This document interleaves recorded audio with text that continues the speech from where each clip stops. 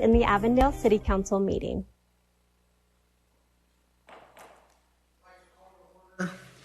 The regular City Council meeting of March 24th, 25. Would you all please join me in standing for the Pledge of Allegiance and a moment of silence? I pledge allegiance to the flag of the United States of America and to the republic for which it stands, one nation, under God, indivisible, with liberty and justice for all.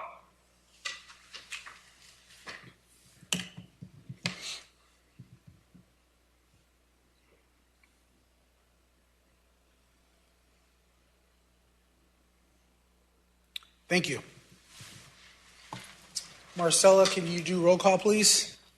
Councilmember Condi? Here. Councilmember Garcia? Here. Councilmember Solorio? Here. Councilmember Weiss? Here. Councilmember White? Here. Vice Mayor Nielsen? Here. Mayor Pineda? Here. Thank you so much. Ron, next item, please. Thank you, Mr. Mayor. Up first is we're going to hear from our city clerk, Marcella, to talk about our Two Lights for Tomorrow proclamation.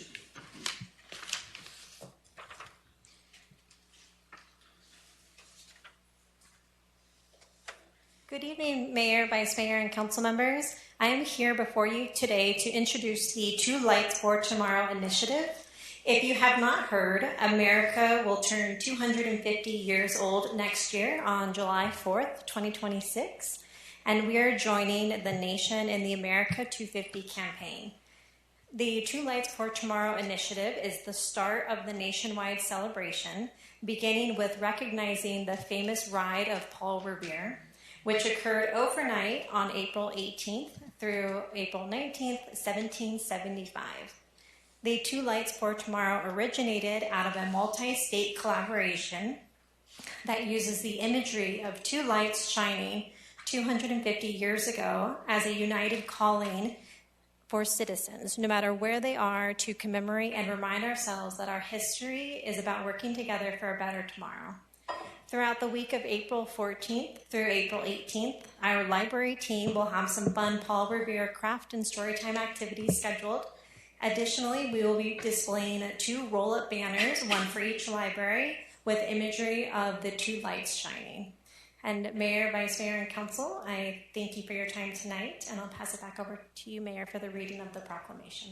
Thank you so much, Marcella. It'll be a pleasure to read this proclamation. Whereas the City of Avondale recognizes the importance of commemorating the signing of the Declaration of Independence, a milestone that embodies our nation's founding ideals of equality, liberty, and justice. And whereas the events of April 18th, 1775, signaled the beginning of the War for Independence, immortalized in Henry Wadsworth Longfellow's poem, Paul Revere's Ride, with the famous phrase, one if by land, two if by sea. These events were call to action, a beacon of light that rang out across the nation. And whereas 250 years later, the Two Lights for Tomorrow initiative, a nationwide campaign to commemorate the 250th birthday of the United States of America, to be observed on April 18th, 2025.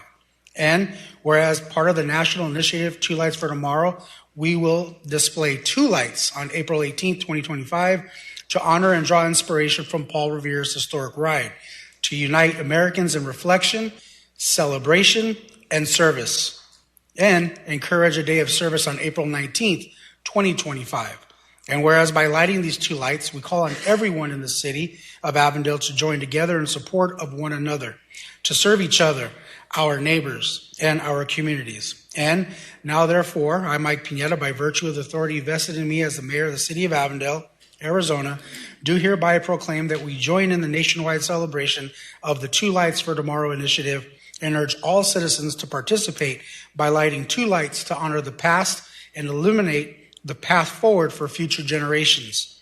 Let these lights serve as a reminder of the strength of our collective history and the enduring commitment to the values that make our nation strong. Thank you so much. Thank you.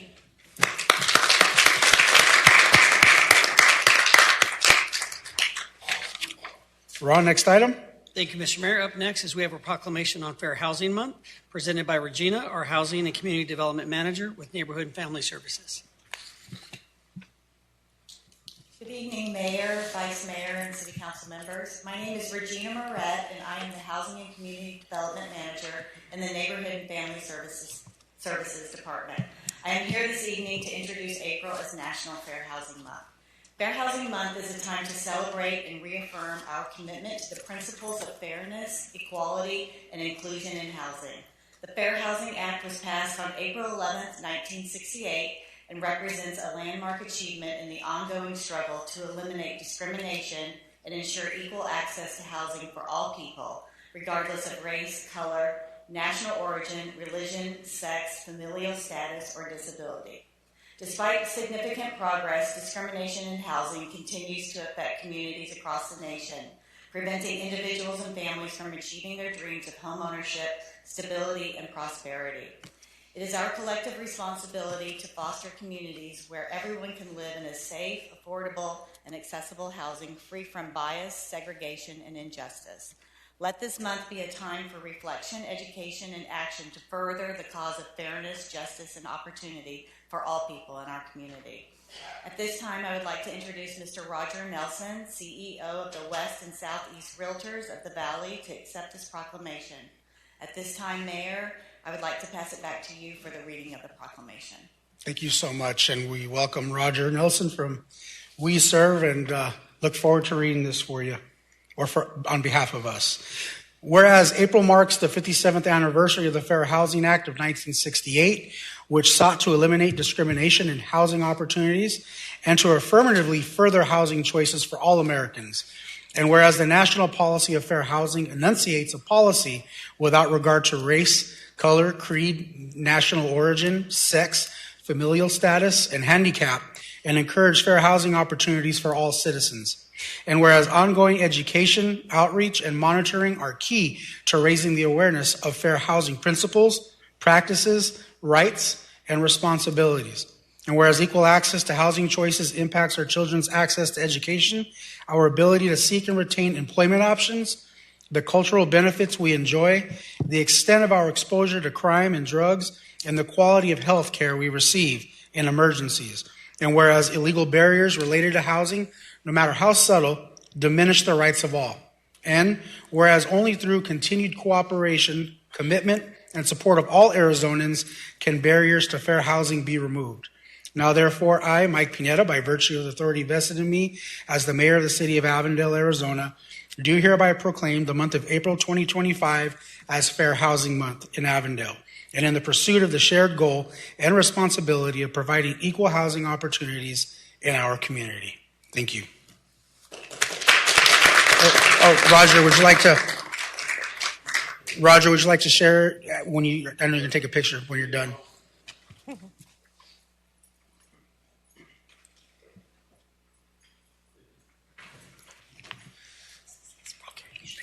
Mr. Mayor, members of the council, thank you so much for taking the opportunity to do this. Sometimes we think fair housing is gone, that everybody has an opportunity in the same way. That's simply not the case. And we as the West and Southeast Realtors of the Valley understand that through our efforts through diversity, equity, and inclusion, through our efforts through fair housing. We want housing for all. And I applaud you and the council in the city of Avondale for taking this time to recognize that and to make a difference in the lives of homeowners everywhere. So thank you. And thank you. Thank you so much for being here tonight.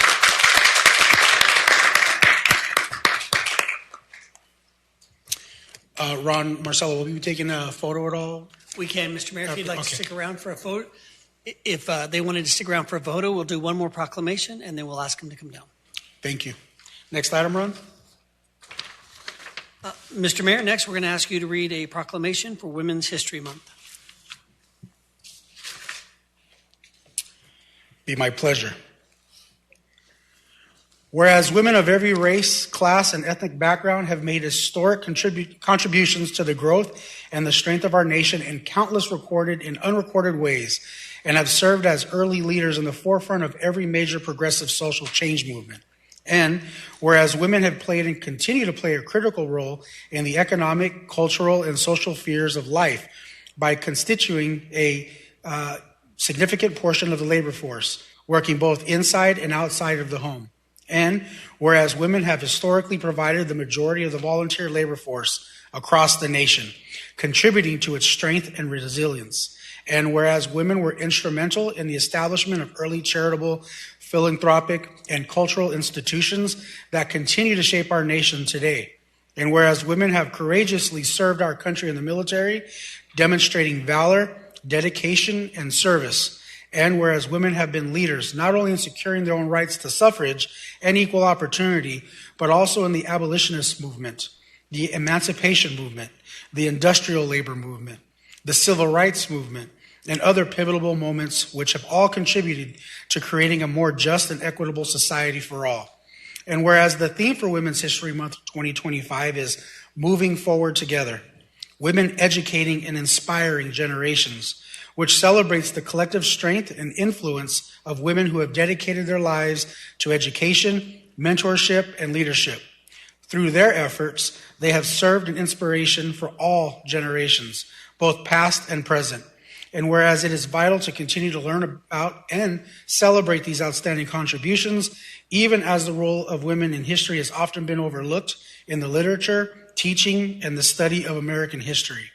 Now, therefore, I, Mike Pineda, by virtue of the authority vested in me as mayor of the city of Avondale, Arizona, do hereby proclaim March 2025 as Women's History Month and urge all residents to celebrate the contributions women have made to the United States and recognize the specific achievements women have made throughout history. Thank you.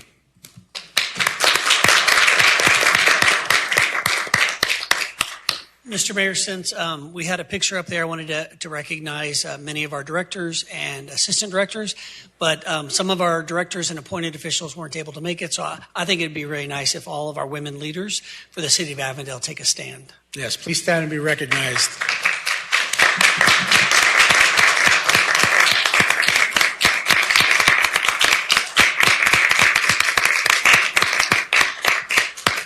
Thank you all. Appreciate that. Okay. And at this time, Mayor, if you would like to take the photo. Yes, please. If council wouldn't mind joining me down below for a photo.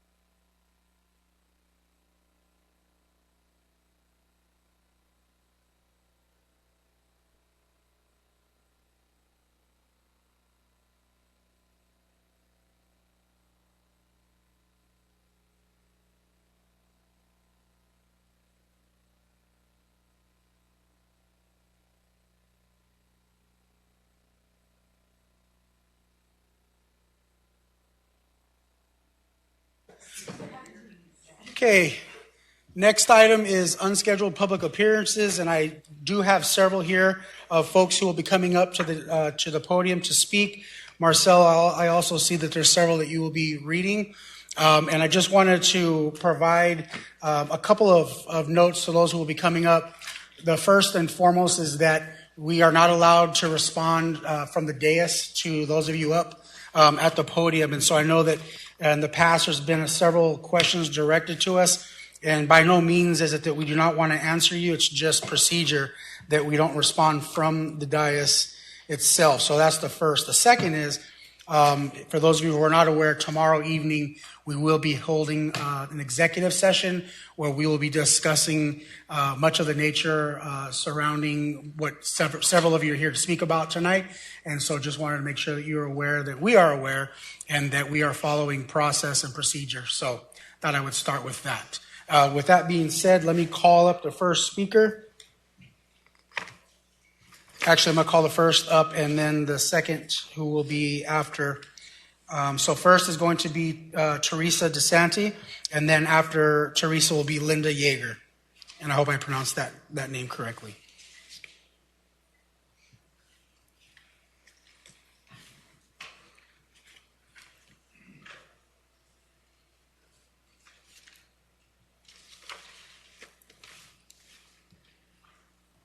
Mayor, Vice Mayor, Council members, my name is Teresa DeSanti and I reside in Avondale.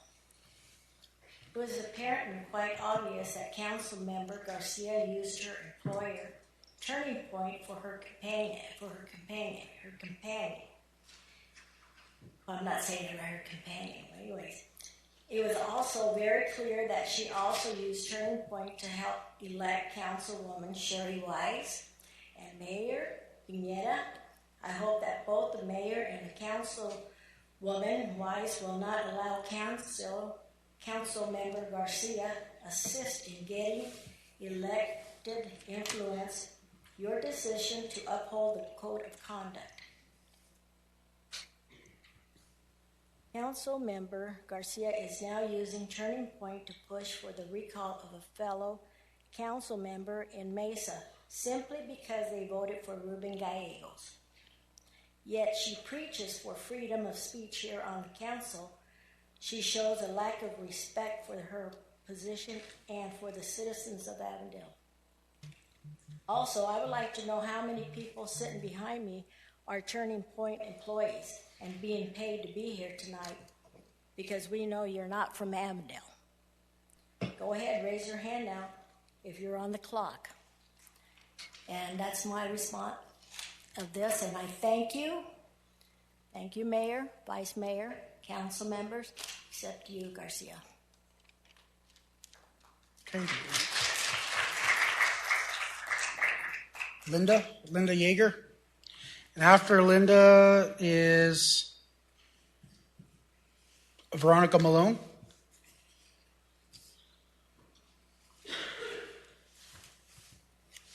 Hello, Mayor, Vice Mayor, Council members. My name is Linda Yeager, and I presently reside in Litchfield Park, but own property in Avondale. But I grew up in Avondale for the most part of my life, in fact, for the majority of my life, and consider Avondale home. Avondale has in place policies, regulations, etc., that all Avondale residents must abide by. If they don't, they are held accountable accordingly. Also, Avondale has in place policies, regulations, etc., that all Avondale employees, council members, mayor, etc., are required to and shall abide by. However, Garcia feels she is exempt from these policies. Garcia violated Avondale's code of conduct by using her title as Avondale council member to spew lies regarding Tom Hanks. Garcia will have you believe that she was merely calling Tom Hanks a fart, meaning pedo in Spanish. Garcia, please don't insult the Avondale community with your lies. You knew exactly what you were doing. The Oxford languages and dictionary state the meaning of pedo as pedophile. Garcia, you need to resign. Show a little dignity. Do the right thing. Resign. Mayor, do the right thing, make Garcia resign. I hope that all of you who sit in those seats aren't of the do as I say, not as I do mindset. One more thing. Garcia, I commend you for your service as I commend the generations in my family for their service. World War II, Korea, Vietnam, Desert Storm, Afghanistan, and those who are still in the military serving. Thank you. Thank you. Veronica Malone. After Veronica, Robin Velasquez.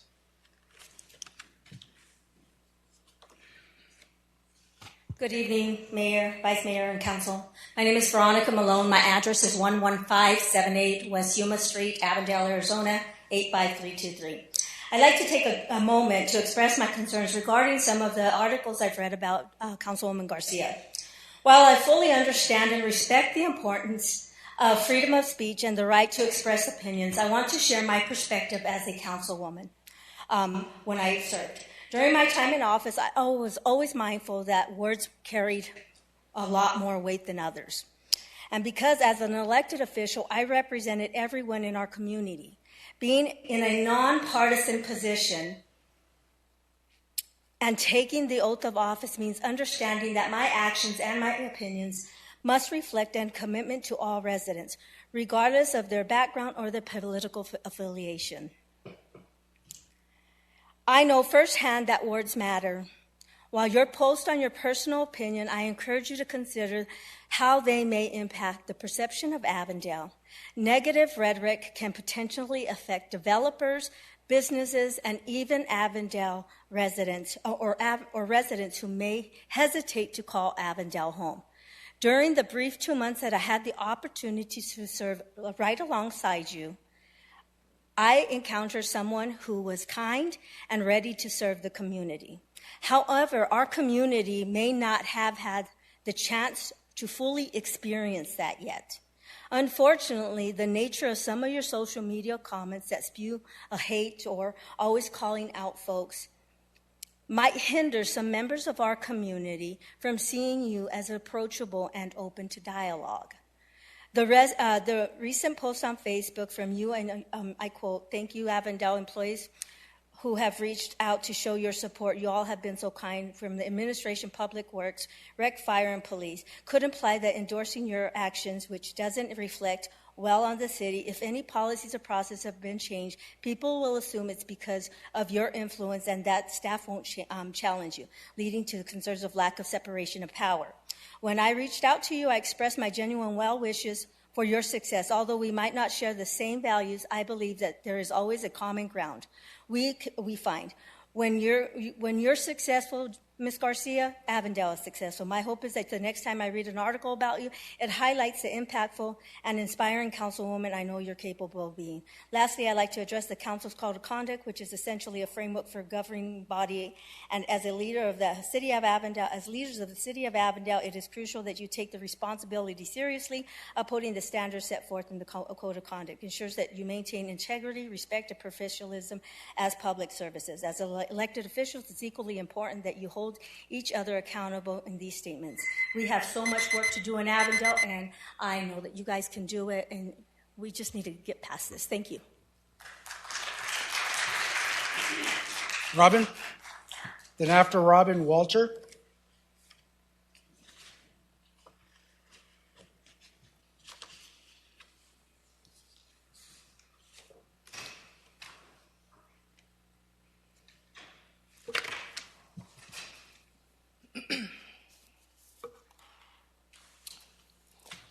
Good evening, Mayor, Vice Mayor, and council members. My name is Robin Velasquez, and I'm a proud fourth-generation resident of Avondale.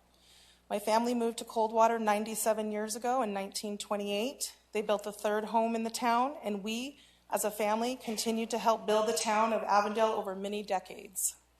Clearly, I have deep roots and a vested interest in Avondale, and I represent generations of family members as well as several Avondale residents that expressed to me they don't feel comfortable stating their concerns out of fear of retaliation. I come to you this evening with a very heavy heart to speak about the recent controversy regarding Councilmember Garcia's comments on X, formerly Twitter, with regards to calling Tom Hanks a pedo.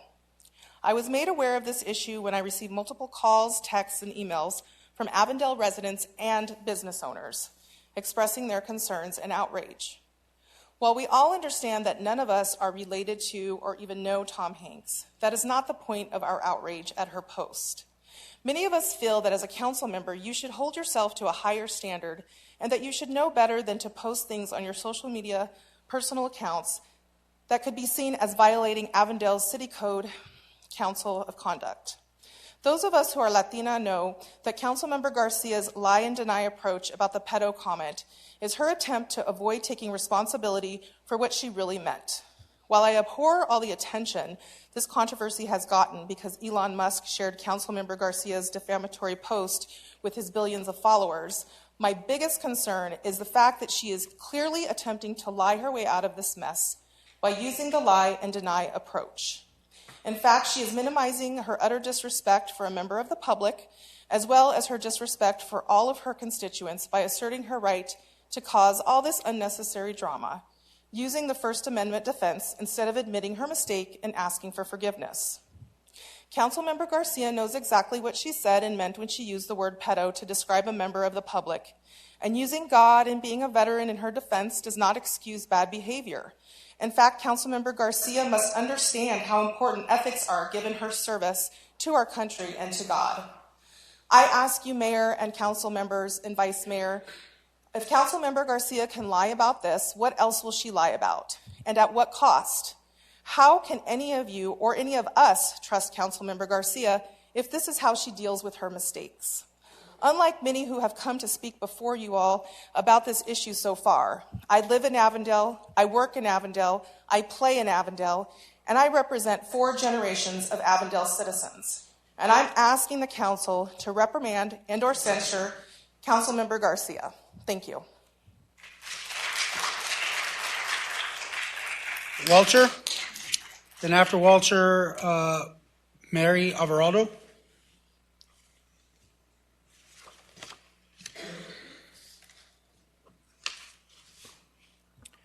Good evening, Mayor and Council. As you know, I'm a 3rd-generation resident of Old Town Avondale, and tonight I am here again, once again, with disappointment, but also some hope. Hope that this council will act with integrity and accountability. I want to be real clear. This whole council, this whole management team, and everyone sitting behind me know exactly what Garcia meant when she posted what she posted. Now, whether you want to admit it or deny it will just reflect the integrity and the honor you yourself have and the seat you were elected to by the people of Avondale. It's no secret that our words and actions can and do come with consequences. No matter what title, what position, what political affiliation, or amount of wealth, there are consequences. Yes, we are all human and we do make mistakes. Each and every one of us do. But this was different. Councilmember Garcia had to type out each and every word before posting her comments. No doubt about it, she thought it out before typing and posting it. So this was no mistake. Also, I do admire your faith, Councilmember Garcia. I myself, like the mayor's parents, have spent many time in the Catholic Church. It's a blessing to know and love Jesus. But I also know that if Jesus had a phone, he wouldn't be posting the awful, hateful, and divisive comments that come from your not-so-private account. Thank you.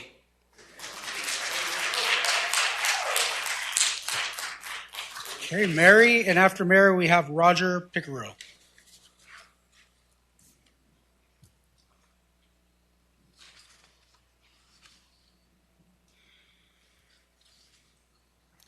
Good evening, Mayor and Council. My name is Mari Alvarado.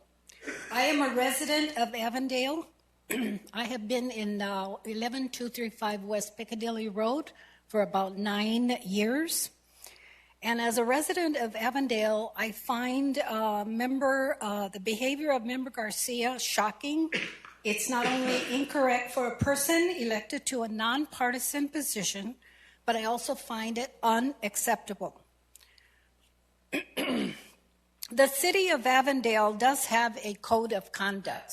So we're not walking in the dark, or this is not unfettered territory. there are codes of conducts for everyone.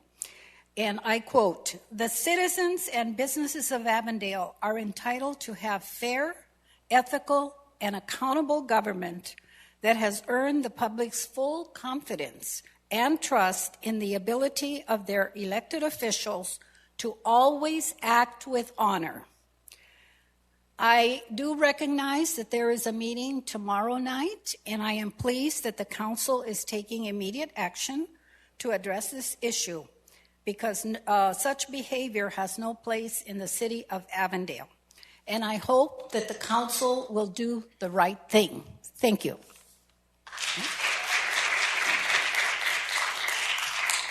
After Roger, we have Jose Hernandez.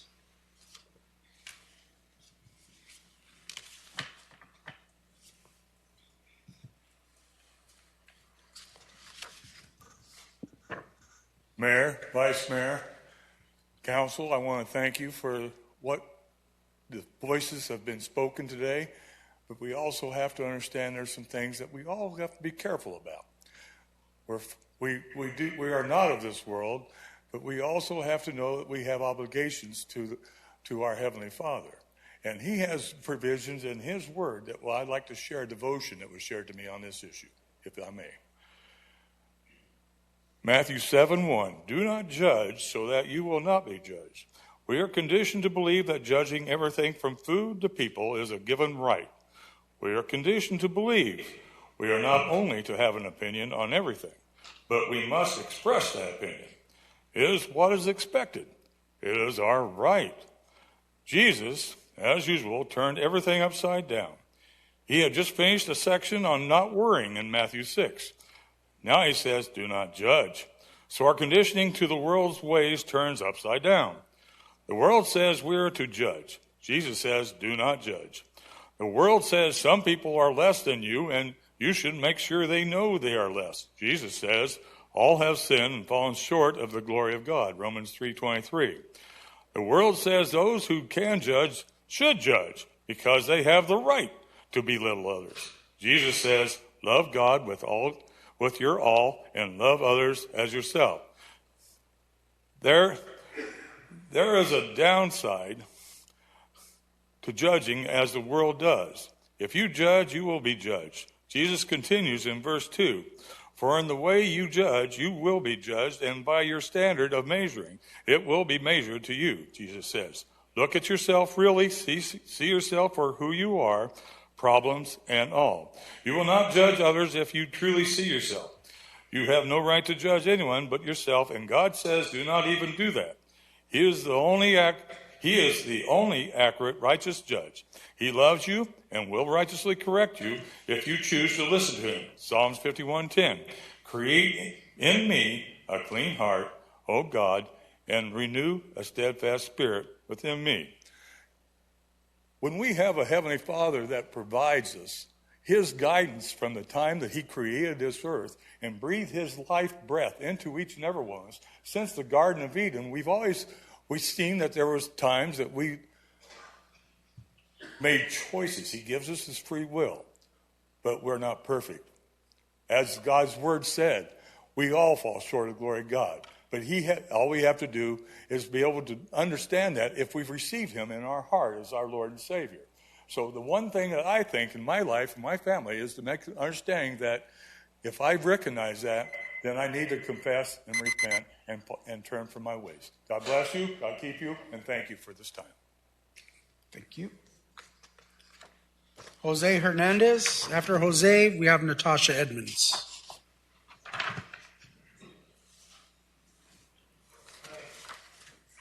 Hey, good afternoon, City Council members, Mr. Mayor, Councilwoman Garcia. So I'm glad Tom Hanks has his supporters out here. Props to you guys. I was actually personally impacted by Ms. Garcia, so I'm going to read what she wrote about me in response to putting up her public information off the Avondale City website. So I wake up the next morning to see my phone bombarded with notifications and some threats, some pretty serious ones. So if anything happens to me, I'm quoting Ms. Garcia in her Twitter post, if anything happens to me or my family, this person is the first person to look for. He's instigating it and giving out my information.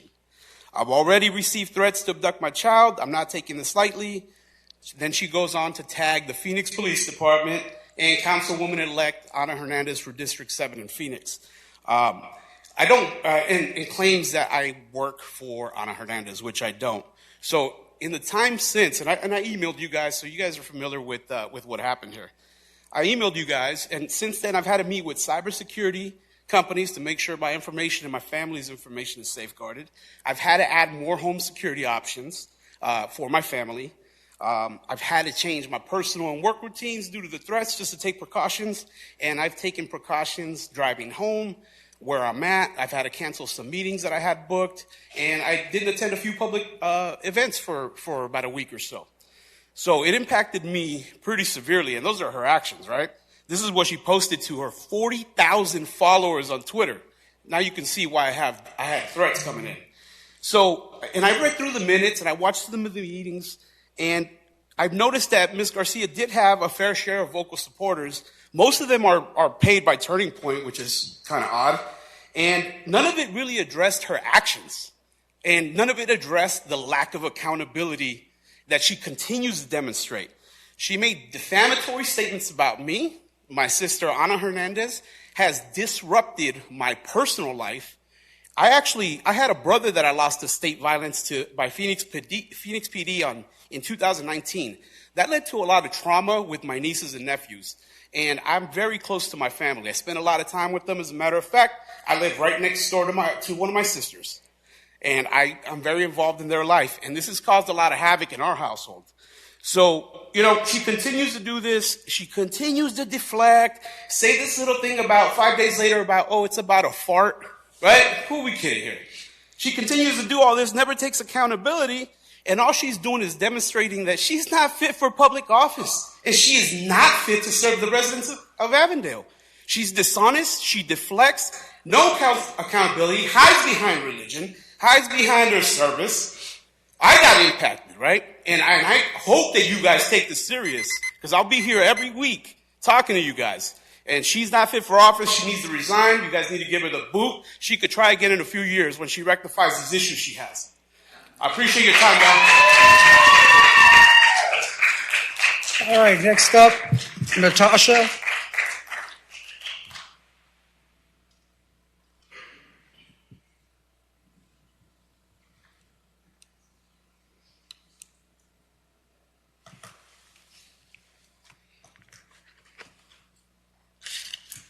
Good evening, Mayor, Vice Mayor, council members, and City Manager's Office. For the record, my name is Natasha Edmonds. I am the West Valley NAACP Chair for the Economic and Development Committee, and we do have members in the audience. My intent today is not to attack, but to encourage correction, understanding, accountability, and growth. As an ordained Christian elder and a dedicated member of this city, I believe it is important for all of us, especially those in leadership, to reflect the values we wish to see in our community. Our words and actions have power to bring people together or push them apart. What we're experiencing right now is division. When we profess faith, we also carry the responsibility to embody its principles, such as love, joy, peace, patience, kindness, goodness, faithfulness, gentleness, and self-control. The very qualities described as the fruits of the Spirit. Galatians 5:22 and 23. So I want you to consider that when you make posts, consider, are those posts, is it love? Is it kind? Is it good? Is it gentle? Or are we practicing self-control? The core values of our city, if you work for the city, is professional, kind, and helpful. serve as a guide for how we treat one another when something is said or done that causes hurt. It is an opportunity for reflection and reconciliation. True leadership is not about being perfect, but about being willing to listen, learn, and when needed, make amends. If harm has been caused, a sincere apology can actually be a powerful step toward healing. Acknowledging the impact of our words, seeking to rebuild trust, can strengthen both our community and our leadership. So regardless of the decision made in the upcoming executive session tomorrow, I hope this moment serves as a reminder of the grace, forgiveness, and accountability that allow us to move forward together. And City Council Member Jeanette Garcia, I do believe that you can have a change of heart. And you can request, you can ask for forgiveness. You can uphold the code of conduct. But if you choose not to do so, do the right thing and resign, and we will understand. But I truly believe that we will lead with humility and genuine desire to do what is right. Thank you.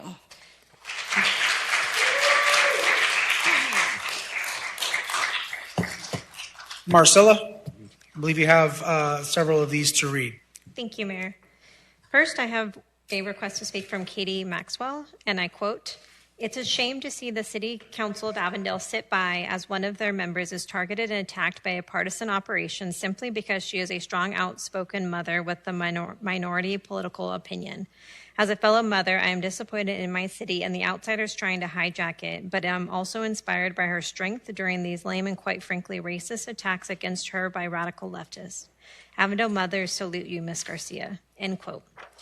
Next, I have Jose F. Gonzalez, and I quote, "My name is Jose Frank Gonzalez, and my wife is Amelia Gonzalez. I was born and raised here in Avondale. My family worked on a farm on 103rd just south of Encanto, just behind where the now Harkins is. I have served our community in many ways. I have even worked for the city of Avondale as a street sweeper for 24 years before I retired. I have first-handedly seen the growth of Avondale from just being farmland to now apartments on top of apartments. The city has seen nothing but growth, and that has contributed to the many council members and mayors throughout the years. The behavior that I have read in the newspaper about one of the council members has me disgusted, something I have never thought I would feel about my beloved city. If this isn't taken care of, this would only impede our city's growth. Do not allow this council member to be the eyesore of the city that my family and so many families have built and worked and served and loved for many years. This is not Avondale. Be Avondale and do what's right. Thank you," end quote. Next, I have Mark Gonzalez, and I quote, "Good evening, and thank you for accepting and reading my comments tonight. I am unable to attend tonight's meeting, but would love to comment on the code of conduct and the integrity and honor that all political figures should be held to. I am a longtime school board member of the Avondale Elementary School District, and knowing that I represent more than just myself and my views, conduct, and social media postings as displayed and posted by Councilmember Garcia should not be allowed, tolerated, and accepted as common practice, as she represents more than just her political views. Representing the city of Avondale should be held in the highest esteem, and every citizen should be represented in the highest regard. Those political views and comments made publicly and or on social media accounts should be held accountable for. Whether in good or bad taste, it is a reflection of our city and its citizens. Your response as that you have a right to your freedom of speech is true, but there is need to be an understanding that when representing us lifelong citizens in the manner is uncalled for and should not be dismissed without fault and or repercussions. There have been so many other council members that have represented us in the highest of standards, and for you and your comments to be announced as such is irresponsible and detrimental to us as other cities and their citizens look upon us as the residents that you represent. You should be held accountable and reprimanded to the highest level for violation of the code of conduct and the integrity and honor that your position holds. Thank you for your time. Mark Gonzalez, lifelong resident and long-time school board member of Avondale and Avondale Elementary School District." End quote. Next, I have Laura C. Gonzalez, and I quote, "Good evening, Mayor and Council. I am Laura Castillo Gonzalez, a third-generation Avondale resident and former business owner of Laura's Burgers and More in Avondale, Old Town Avondale. I feel I must voice my frustration and concern about Councilmember Jeanette Garcia and why I feel it's your responsibility to intervene, holding her accountable for her words and actions. Councilmember Garcia was causing problems even before she became a city council member. During the city campaign last year, Jeanette posted on social media calling out Avondale council members Veronica Malone, Gloria Solario, Tina Condi, Max White, Curtis Nielsen, and running mates Sherry Weiss and Natasha Edmonds as spineless on July 14th, 2024, for not giving their condolences to Donald Trump when he got shot in the ear and interfering that they condone political violence. On July 30th, 2024, the day of the Avondale City election, I went to City Hall to drop off 2 ballots, and I saw Mike Pineda standing outside City Hall, so I went to say hello. Jeanette was standing within earshot approximately 7 feet of my conversation with Mike and inserted herself, interrupting our conversation. Jeanette proceeded to tell me that I could not drop off anyone's ballots. Mike and I looked at each other, what is she talking about? And we said to each other, everyone brings each other's ballots in. Jeanette goes inside City Hall building to tell on me. And even though I knew I was not doing anything wrong, I didn't turn in the ballots because Jeanette intimidated me, making me feel like I was doing something wrong. When Jeanette came out of City Hall, I confronted her, asked why she treated me that way while recording her on video because I was not sure what she would do next, and we exchanged some words. I just don't understand why someone trying to get elected to be council member would use voter intimidation to get elected. Why not be nice about it and introduce yourself to me instead of interrupting a private conversation and attempting to intimidate me? In the end, Jeanette was told by the Avondale City Clerk that I was not doing anything wrong, but I never received an apology to this day. Regarding the Tom Hanks issue, you already know what Councilmember Garcia did and said, and you know she is lying to avoid getting in trouble. Councilmember Garcia must follow the City of Avondale City Council Code of Conduct, and I expect each one of you will listen to our valid concerns and reprimand her. Before I close, allow me to quote what Jeanette posted on her social media account during the city campaign. I'm not running to make friends, I'm running to keep people accountable. Well, Councilmember Garcia, we the citizens of Avondale are here tonight to keep you accountable. End quote. Next, I have Jessica Bejarano, and I quote, as citizens of the City of Avondale, we will not tolerate this type of behavior that Councilmember Garcia has showed. She needs to be reprimanded as she serves the public. I do hope that Council comes together and puts favors and friendships aside and do what's right for the residents of Avondale. If you wouldn't like to hear or see your kids talking or posting the way Garcia does, then why should we allow a city council member? So put all the election and campaigning alliances aside and follow the code of conduct. It's the right thing to do. End quote. Next, I have Colin White, and I quote, subject, taxpayer expense caused by Elon Musk repost of a city council member. Question, how much did this cost the city in regard to 1, receiving complaints and commentary, 2, meetings hosted and or held to address Avondale appearing in national media, 3, the cost it will take to close the issue for the city. The post seemed very adversarial and aggressive from a body who is considered to be nonpartisan and serving of the people only for the sake of civil service, end quote. Next, I have Mark Vasquez, and I quote, no one actually cares about Tom Hanks. It is unfortunate that this time Avondale is in a negative light for other residents' discrimination towards a council member who has different political views than them. This is showing our city is unwelcoming of all people. I follow the council closely and have witnessed other council members encouraging the actions on Facebook. Councilmember Solario. And another, in fact, began the attacks on Councilmember Garcia since the day she was appointed. Councilmember White. This is not organic, but in fact being used for the political gains in soon campaigns. Councilmember White and Avondale Ambassador Natasha Edmonds are both members of an organization who held a town hall with Phoenix council member and all of the residents who have been speaking against Councilmember Garcia this past week. The next day, a Facebook event was created and shared with the community. This is not organic, and our city should be past this, and Avondale City resources are being abused at this point. Councilmember White has led the charge. Avondale has always been a welcoming city, but now I second guess if it is because we will get attacked for our differences. Businesses who will want to invest may not now because of the discrimination. Their business may not be welcomed, and as you see in the news now, Tesla has been attacked viciously and the customers. This has nothing to do with the code of conduct. They found an opportunity to harass Councilmember Garcia. Whatever the council decides tomorrow will be a statement of the community that you will stand by the First Amendment or be intimidated and allow discrimination in our city, end quote. Next, I have Veronica Gonzalez, and I quote, I'm writing to address the ongoing attention that Councilmember Garcia has been bringing to our city, following her controversial pedo comment involving Tom Hanks. She continues to use her platform to express her views, but in doing so, she's drawing unnecessary attention to our city. I believe the council has been slow to act, taking over a month to address her conduct. Start working for the people and hold one of your members accountable for their behavior, because right now it looks like you're all tolerating it. Mayor, show the residents of Avondale that you stand with us and will not accept this behavior from any of our members, end quote. Next, I have Liz Gonzalez, and I quote, March 23rd, 2025, City of Avondale Mayor and Council members. My name is Liz Gonzalez, and I am a resident of Avondale. I'm writing this statement out of concern for Councilperson Jeanette Garcia's comments made on social media account regarding Tom Hanks being a pedophile and all the negative attention it has brought to our city. I am a Spanish-speaking Latina, and I can tell you that we Latinos do not use the word pedo or fart to insult another person. I feel this excuse was used by Councilmember Garcia to avoid any negative repercussions. I have read the Avondale City Council Code of Conduct, which I feel Councilperson Garcia has specifically violated the conduct of members section of the Code of Conduct that states, the professional and personal conduct of members must be above reproach and avoid even the appearance of impropriety. Members shall refrain from abusive conduct, harassment, personal charges, or verbal attacks upon the character or motives of another person, of council, boards, commissions, staff, and the public. Members shall demonstrate civility and respect at all times. This remains true in both public or private encounters, as members should be aware that the public nature of the office they hold means they are always on display.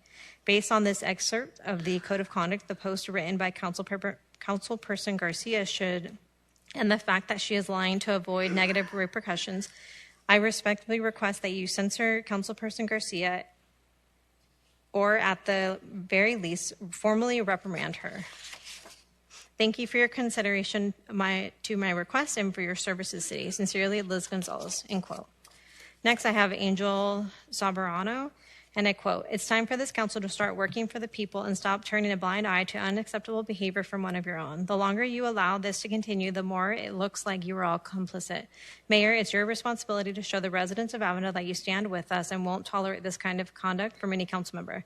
Holding one of our own accountable is not optional, it's a duty. The people are watching and we demand action now, not more delays and empty words, end quote. Next, I have Masai Montenegro, and I quote, I write to the council today and ask that my comments be heard and recorded in support of Councilmember Garcia. While her recent social media posts have sparked controversy, this response feels less about genuine accountability and more like a targeted effort driven by political differences. She clarified her statement, and it's clear her words were misinterpreted, yet the outrage continues.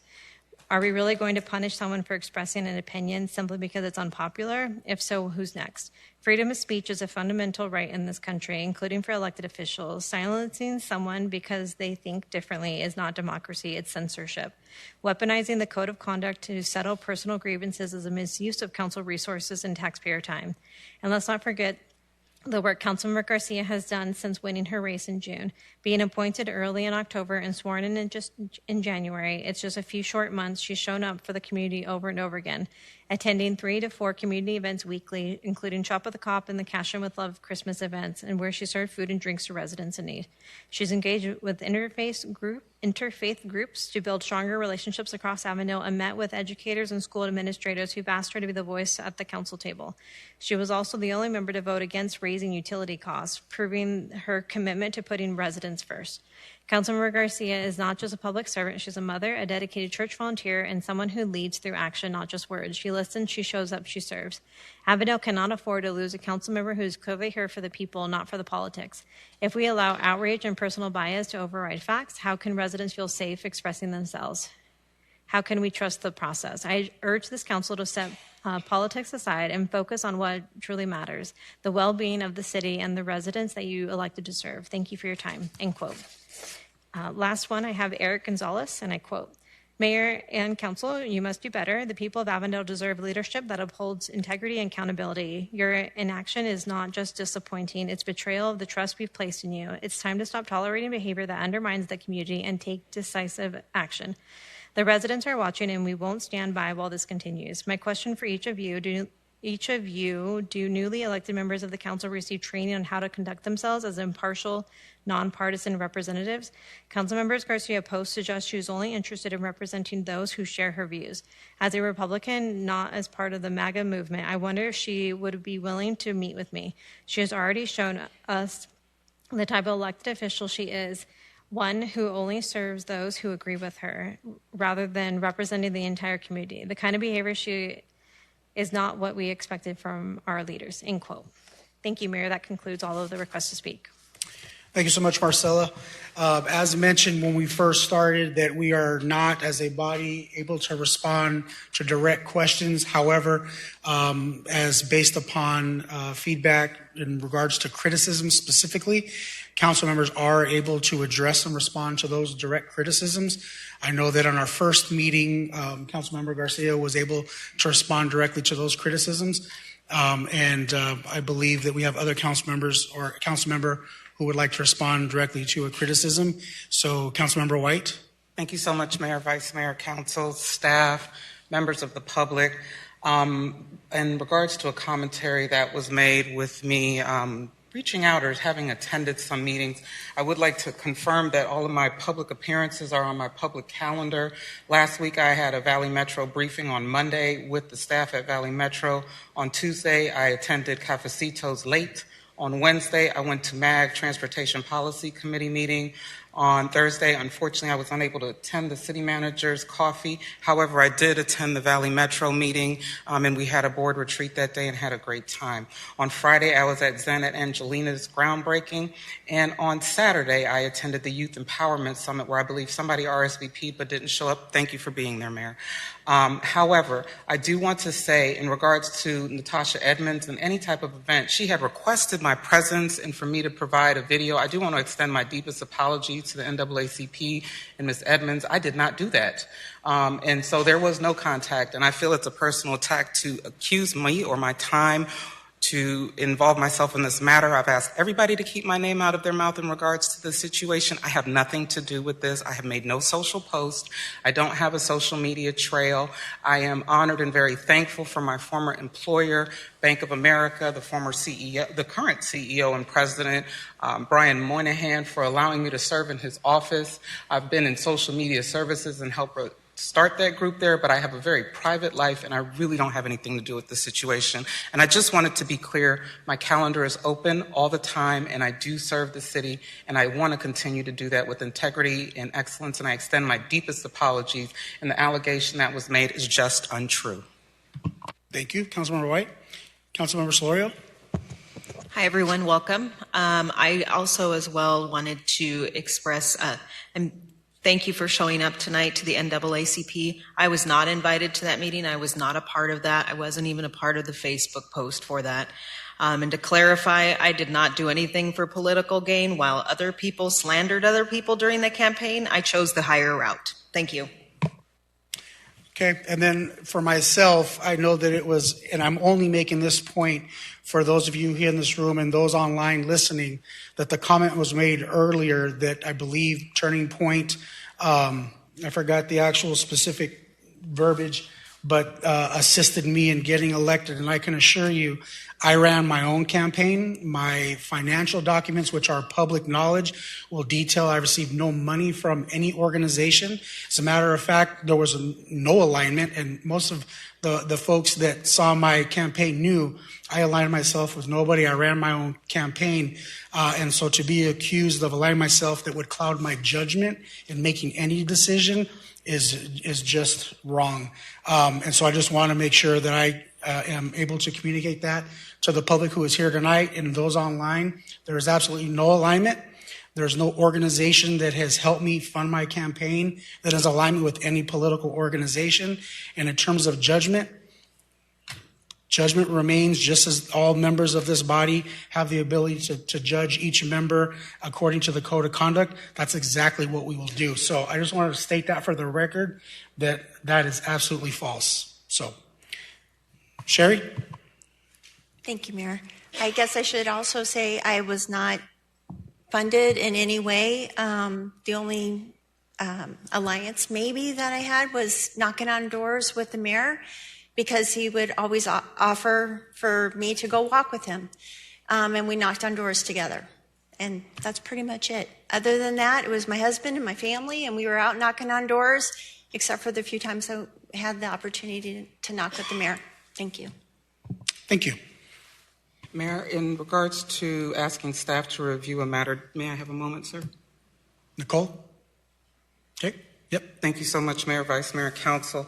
I believe a few commentaries that we heard this evening talked about the taxpayers' dollars that were spent. I would like to know, we have very detailed budgeting information and we're able to get very precise information. I would like to find out prior to our meeting if we can get a rough estimate about how much this has cost the city so far. Thank you. Ron, is that something that we can provide? No, Mr. Mayor, we could not without an educated guess, and I'm not comfortable guessing at this point. We don't keep track by the hour or the minutes on the stuff we spend time on.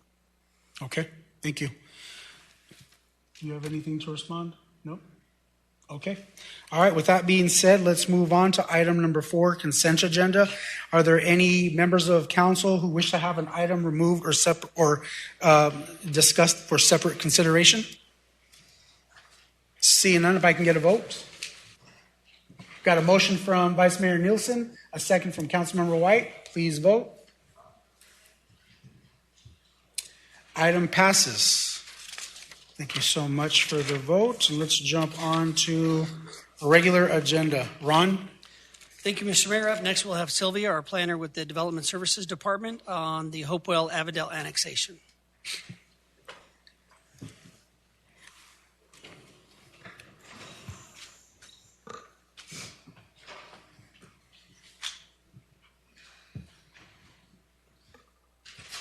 Good evening, Mayor, Vice Mayor, and council members. My name is Sylvia Willem, and I am a planner with the Development Services Department. Tonight, I will be presenting item 5A, the Hopewell Avondale annexation, application PL-24-0242. So the purpose of this item is to conduct the final public hearing on the proposed annexation located east of the northeast corner of El Mirage and Indian School Roads, on the southeasternmost part of the Hopewell parcel. The area to be annexed was formerly Maricopa right-of-way, and the small area was abandoned by the county, and it is now part of the Hopewell parcel, but technically still within county jurisdiction. The annexation would allow for the parcel to be developable to Avondale standards, and action on this item will be taken tonight.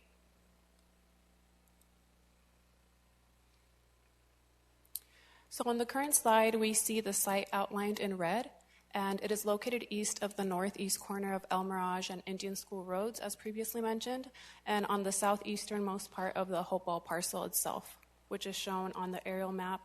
If you see the dotted in blue, that's the Hopewell parcel. The jurisdiction shows the 5-foot wide strip considered for annexation. I'll give you just a moment so you can analyze these two images.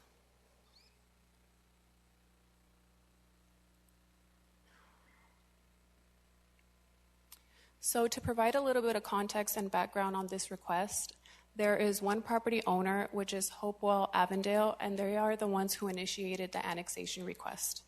The 5-foot wide strip being considered for annexation is approximately 5 feet wide by 500 feet long, and it totals approximately 2,501 square feet in size, and it is part of the Hopewell parcel. The vacant Hopewell site has no existing buildings at the moment or no residents residing on the property. It is zoned A1, and it underwent a site plan and design review with the city, which was approved on June 29th, 2023. The approved development plan includes one warehouse building for warehouse type uses or industrial type uses. Annexing the 5-foot wide strip would bring the entirety of the parcel into conformance and into the city jurisdiction and make it developable. Lastly, the first public meeting was held on February 24th of this year at the city council meeting, and there was no comments at the time. The proposal meets all state requirements for annexation, and the petition has been signed and recorded by the property owner, and all required notifications have been completed up until this point. As a reminder, this is the last public hearing for this item, so we will take action tonight. Staff recommends that Ordinance 2010-0325 be adopted, annexing approximately 2,501 square feet, located east of the northeast corner of El Mirage and Indian School Roads. Thank you so much for your time tonight. That concludes my presentation, and I am available for any questions. Thank you so much for the presentation. At this time, I would like to open up the public meeting. Marcel, have we received any requests to speak on this item? Thank you, Mayor. We have not received any requests to speak. Thank you so much. At this time, I'd like to open the floor to council for any comments related to this item. Okay. Seeing none, can I please get a motion? Oh, sorry. At this time, I'm going to close the public hearing. Now, can I get a motion? I see we got a motion from Councilmember White, second from Councilmember Weiss. We can get a vote.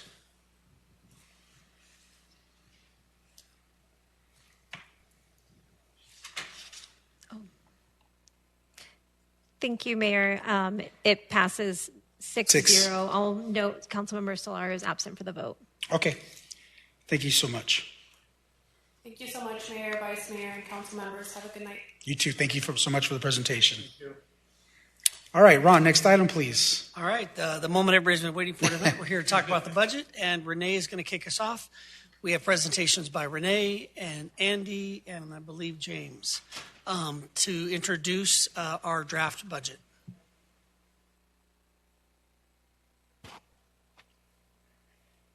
Good evening, Mayor, Vice Mayor, and Council. We're here tonight to continue the discussions of the fiscal 26 budget. We first kicked off the process with staff in November. We presented a first look at our forecasts and revenues to Council in January, and we heard Council's priorities and strategic planning earlier this month. So all of that information has been taken into consideration to develop a first look at what would become the city manager's recommended budget, which will be presented to you in April.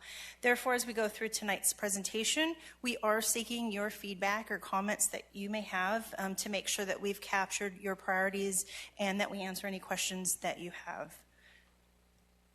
So for tonight's agenda, I'll be covering the FY26 budget, including the forecast assumptions, looking at our 5-year forecast, and then some of the recommendations and highlights included thus far.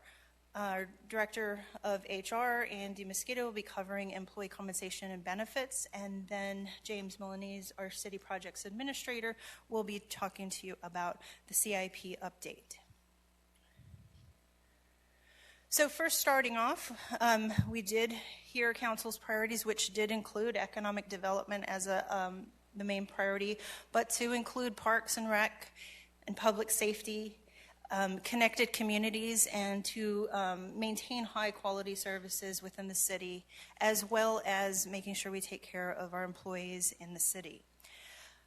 When we look at the budget numbers and looking at our forecast and the recommendations that you're going to see tonight, these are just some of the assumptions that have gone into this information. The first is there's no impact of any recession in any of the forecasts that we're looking at, as well as any changes to the structure of sales tax or state shared revenue that could result from any kind of change legislation. We have no changes. The only thing that we have and have had this year was the loss of the residential rental sales tax. In our development revenue, our contracting sales tax has been higher than projected for the past couple of years. Each year when we go into the budget process, we do assume at some point in time that contracting revenue is going to come back to a normal, sustainable level. So that's what we mean by returning to normal, as well as single-family home permits. That's an indicator that we look at and monitor, and we make an assumption that it would be on average between 300 and 500 per year. The other thing is that you are aware that we have some data center projects that may already be underway. However, we do not have any revenue from those projects incorporated into our forecast. On the expense side, you are aware we do include salary increases in our forecast. We do have an increase for cost of living, for merit, and we did have a compensation study done, and so that will be incorporated into fiscal 26 as well. Just overall inflation assumptions, we do include them at 3% per year. and our Alomar Public Safety staff. So the staff needed to eventually fill the Alomar Public Safety substation is incorporated into our forecast starting in fiscal year 27. Some other assumptions we didn't want to lose sight of is future financing. So this is something that we've discussed in the past. We've talked about the general obligation bonds, which we have the committee formed. But there's also some assumptions that at some point in the future we will come back to council and discuss the restudy of a wastewater development impact fees, the financing of the wastewater treatment plant expansion, as well as the financing of the PFAS and the Bartlett Dam. And then James will discuss a little bit more about general obligation bonds in his presentation. So diving into the general fund, these are charts you're familiar with, looking at ongoing revenue and expenses. You will see that from fiscal year 25 to 26, our revenues do slightly increase. However, we still are feeling the impact of the second half of the year of the loss of residential rentals. So that just started January of 2025. And you can see that our expenses are continuing to increase. However, that surplus between the blue line and the orange line is very thin in fiscal years 26 and 27. Now, keeping in mind, as I just stated, there is no future revenue for data center projects. However, we want to make sure at this point in time we can maintain a structurally balanced budget.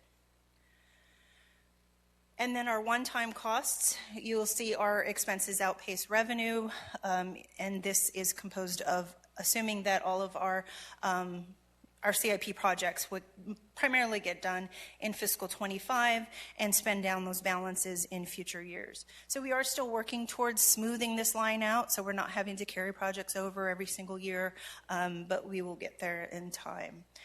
So when you put those slides together, we say, what are we working with? What is the balance left? So I do want to point out on this slide, this fund balance is above stabilization and capital reserve. So that means in our financial policies, stabilization is a reserve amount of money, which equates to 35% of our prior year budget that is set aside. And then in addition, we set aside another $5 million for capital reserve, which means that we have the discretion to come before council to use those dollars if anything unanticipated happens on capital projects, and we need to use those funds. So you can see the balance decreases all the way out to fiscal 30. I do want to make sure everyone's aware that these are one-time dollars, meaning if you spent that extra $5.7 million, then that number in fiscal 2030 would be zero.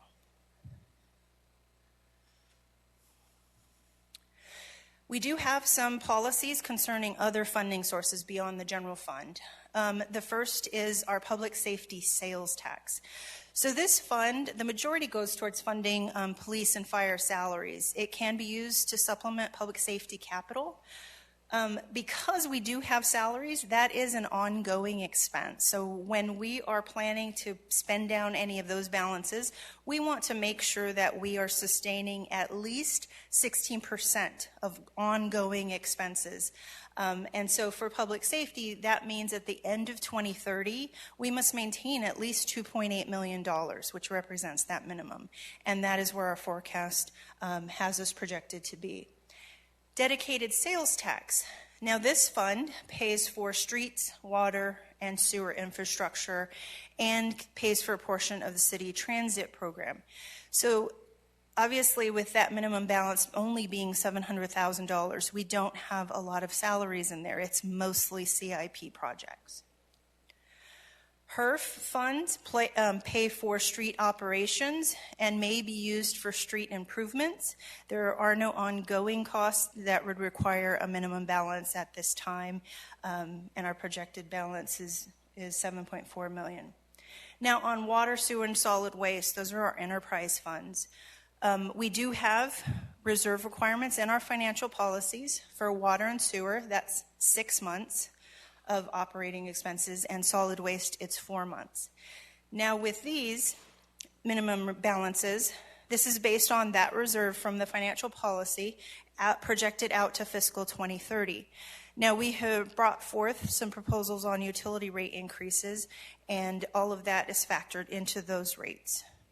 These balances out in fiscal 2030 are assuming future rate increases not yet brought forth to council.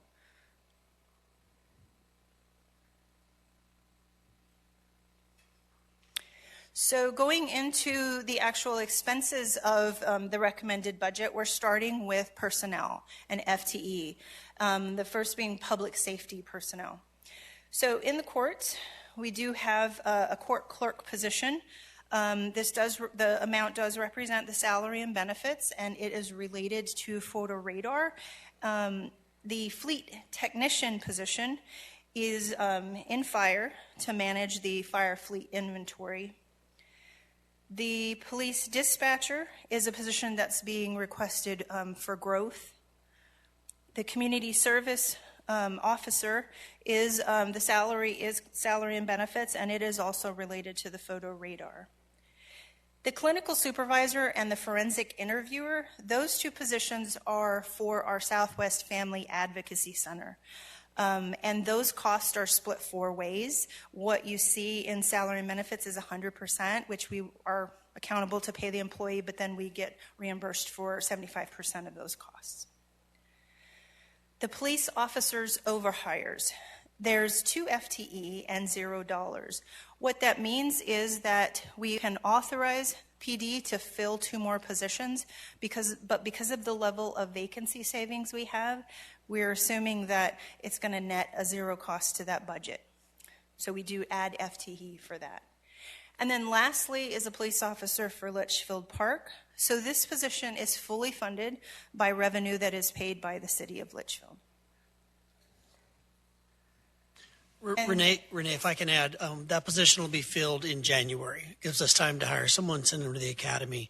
And so Litchfield Park will be paying for half for the employees starting in January. 8-9 month cycle between going in and coming out?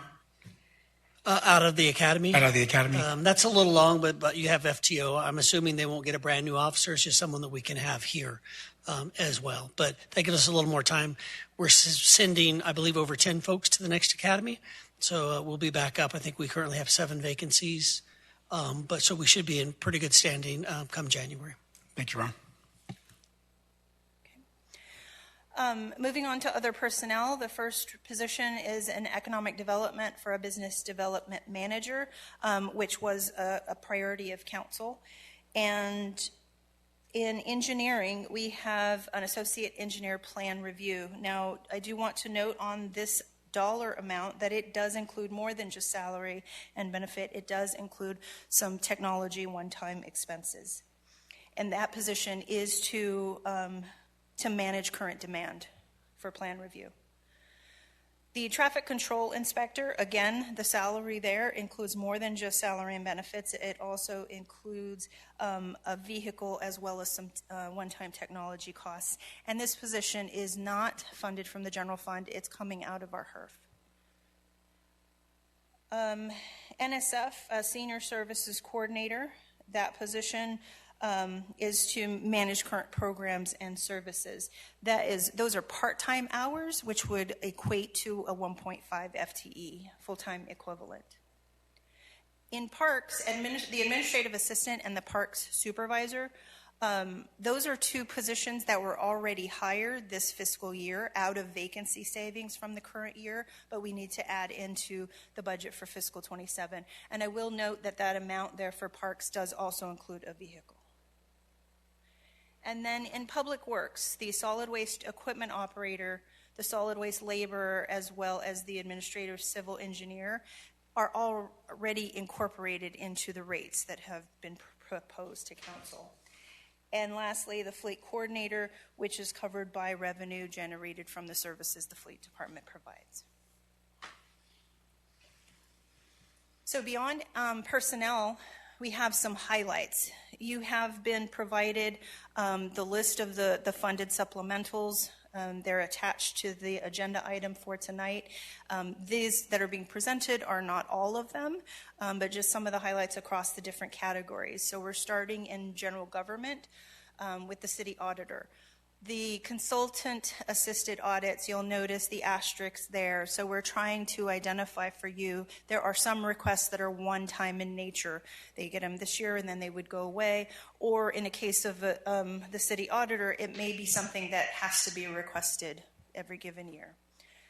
The city clerk includes some monies for a 2025 election. As we talked about, there could be a potential general obligation bond.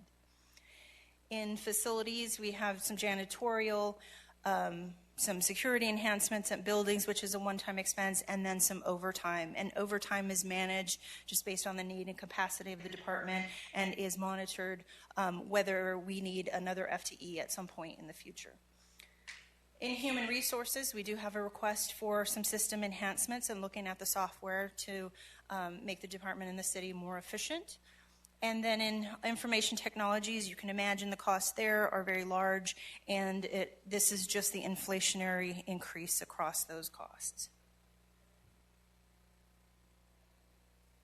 In public safety, I will point out on the first line, the city court, that was not in your list that you were provided on Thursday. We did update the supplemental list and attach it to the agenda. So it did include some costs for increases to the pro tem judge contract. In fire, we have increases for our CAD fees, and as well as supplies and equipment related to apparatus maintenance and training. Overtime is being requested in order to backfill training such as a paramedic, technical rescue, and peer support. And then there is a one-time request for technical rescue vehicle. NFS is requesting the public safety homebuyer program. Again, it's a one-time cost, but that is something that does get requested on an annual basis. And then Office of Public Safety, the Glendale Regional Public Safety Training Center, there is a significant increase in that contract for increased costs and capital improvements on that facility. Next, we're moving to community services. So within that category, we have some special event permit software and interfacing. That's a project that's ongoing right now, and we're looking to roll that out in fiscal 26. In NFS, the senior service bus is for an existing program and increased demand. In parks, we have the city events costs as well as Concert Mercado. Concert Mercado would support local vendors as well as recurring resident events. The facility landscape restoration would be for the mosque facility as well as the Civic Center library. Landscaping, water, and pool increases, those are basic operational costs that are increasing. And then lastly, the youth summer camp program, which was new last year, is included as ongoing going forward. And then Public Works, we have inflationary increases for the We Ride program of over $700,000. That is not the full cost of that program. That is just the increases on what would be a $3.6 million contract next year. Next is community and economic development. So the first is the Citizens Access Portal site, building inspection software. That's an overlay to existing software that would make our customers' user experience a lot easier. The Gila River Basin Meridian Implementation Plan. This is a one-time cost to build a plan that would prioritize annexations, access ways, and land acquisition along the Gila River Scenic District. In economic development, we have $1.4 million requests for business attraction, lead generation, small business growth, and economic incentives. In engineering, we have city-owned parking lot signage, marking, and maintenance, as well as contracted construction inspections. That contracted inspection is just to maintain current demands for inspections to outsource some services. and for information technologies, managed services for permitting software and an engineering module, and that is to streamline fees and workflow and to support the development service, engineering, and finance departments.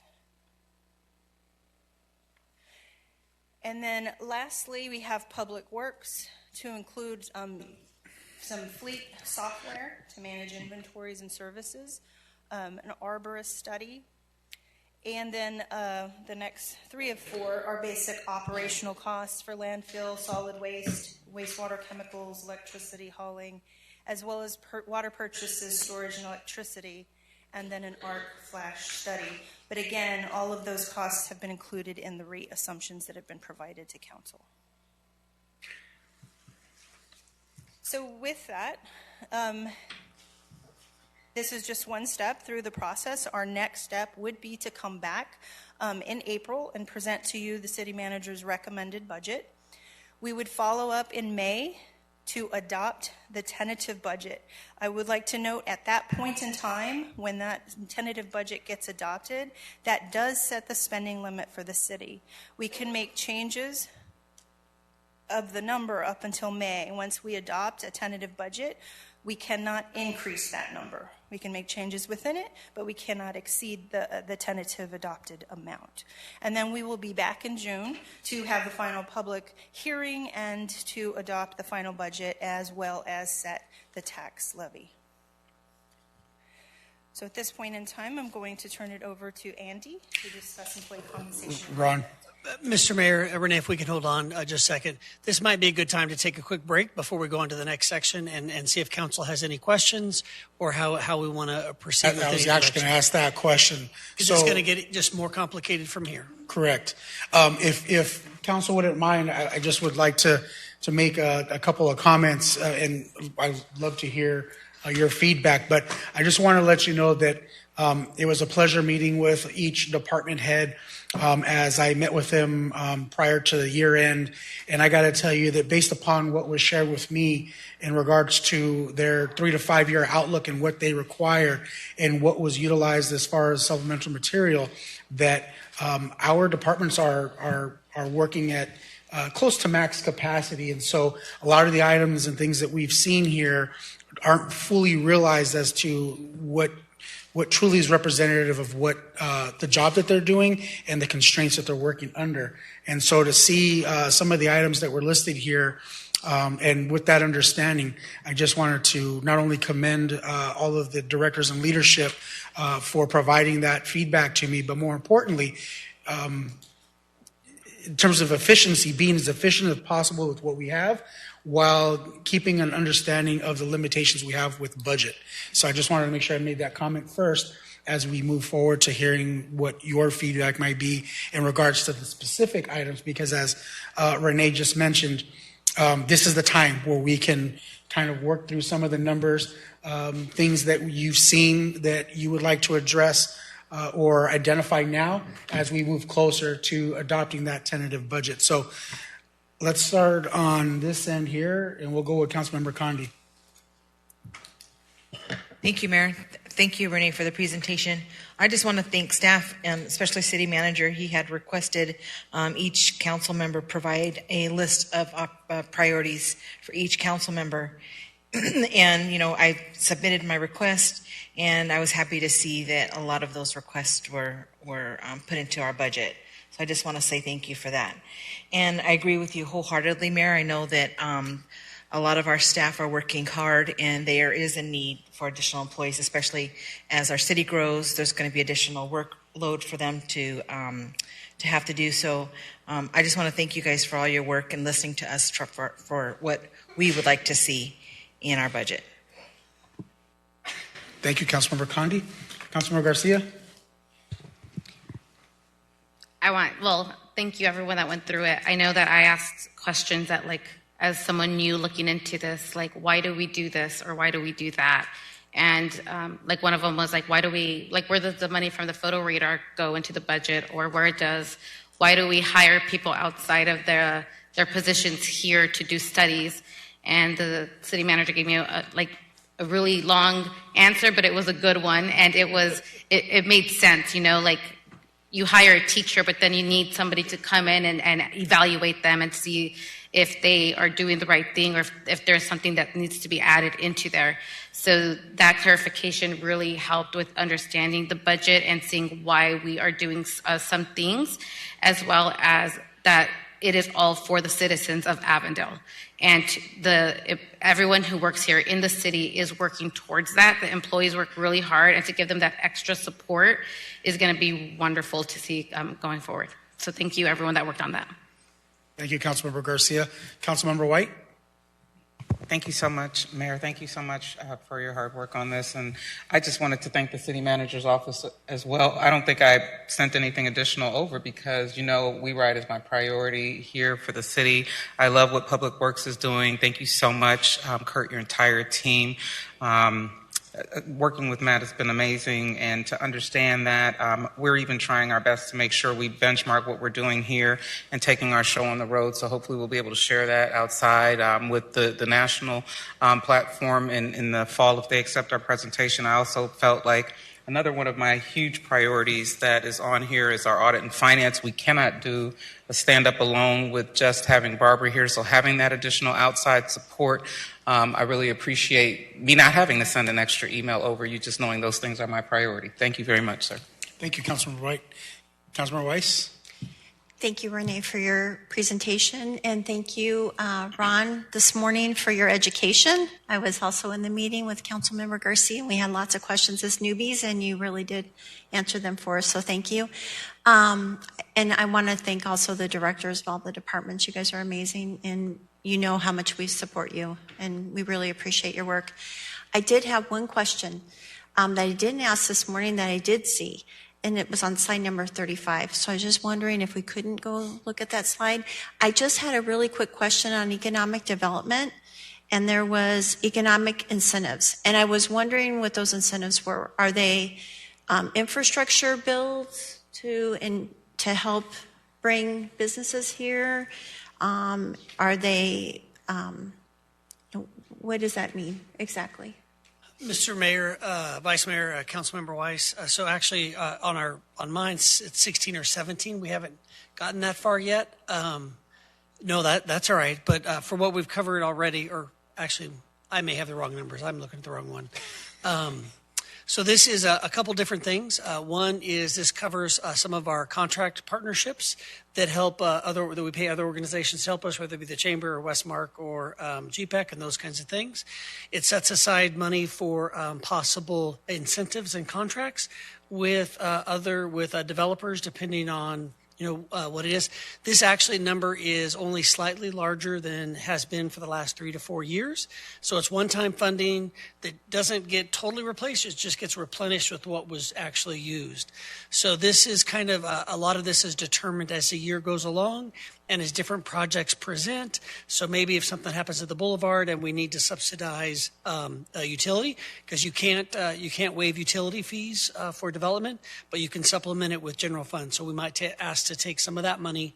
It would come back to council for the actual spend on a contract, but we would have that money set aside to incentivize a business, job creation business here. So it just kind of a little bit all over the place, depending on what tools. We have the hub that we've been using that we pay that contract with to support small businesses.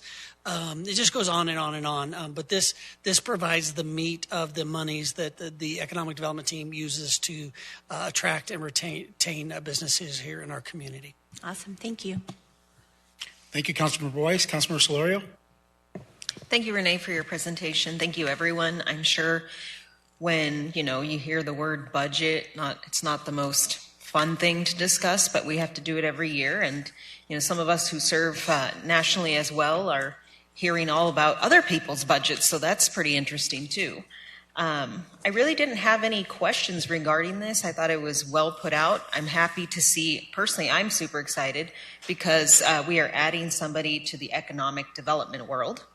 I do sit on a national committee for economic development, and I know that we're doing great things here, and that's one of the things that I have channeled to Ron for quite a bit now. So any help to that department is always welcome, to any department, because I know that each one of you in here works very hard for that. Other than that, I don't have any other questions. I do have questions later for the next part, but that's it. Thank you, Councilmember Solorio. Vice Mayor Nielsen. Renee, thank you very much. I appreciate the simplicity of the presentation, even though we've got a lot of questions about it. It's really well done. I like the graphic representations. I love my engineering background and the way the graphs are so simple. But I do have a couple of questions for you here. Just on the two items, two personnel that would be for photo radar, the lead time to get those people involved by July 1st, dependent is kind of what's going to happen with the state legislature downtown as to whether we do photo radars or not. So do we wait until after July 1st or wait until after that decision's made downtown? And Mr. Mayor and Vice Mayor, if I can. So a couple things about those two positions. One is for the court's office. And while we have currently funded those positions from revenue from the photo radar, if the photo radar goes away, the plan is to keep those positions, probably retitle them and find other revenue sources to pay for them. The judge in Abril asked for actually two positions, and we could only fund this one given that the revenue was attached. But if at some point during the process photo radar goes away either by state legislation or by action of the city council, I made a commitment to bring back the photo radar in the fall for council to discuss as we talk about its effectiveness at that time. So either way, if it goes away, we believe that it's a position the court needs and can help in other ways. One of the few departments without administrative help for the chief judge and the court administrator. And then the position in the police department, the community services position, again, it's a general position, a general title that does many things for our communities. The police department asked for a significant number of new positions. They only received a small handful of those positions. So we believe it's a position that the PD will be able to absorb into other duties and then reduce their asks next year in next year's budget. Yes, that's my hope. thank you, sir. The other one, just a thought came to my mind about the fleet operation and software here for the Public Works. I know in another hat I wear, they have software that actually maps out where buses go. So where the children are, the buses go to maximize or minimize their costs and whatever else. Does this software do the same type of stuff, or is it more for maintenance and assets? Mr. Mayor, Vice Mayor, if I can answer that. It's not for those things. We have software already for tracking our vehicles. They have software to manage the buses and the routes and all that kind of. This is mostly for the result of an audit where we needed to do a better job of tracking our vehicle usage, our gas usage, our supplies, and those kinds of things. So this is to pay for a brand new system, IT system, as a result of an audit that we received. Thank you very much. And the last one, I guess, just tentative budget. Once we get a number fixed, the CIP, the carryovers from this year into next year, does that fit into that budget, or is that carryover above whatever that fixed budget is? How does carryover affect that budget that we can't go over in May or June? Mayor, Vice Mayor, and Council, that's a great question. When we set the limit, we do include a contingency line that we can do a budget transfer once the year is closed, and we have to true up carryover. Thank you very much. Appreciate it. That's all I've got.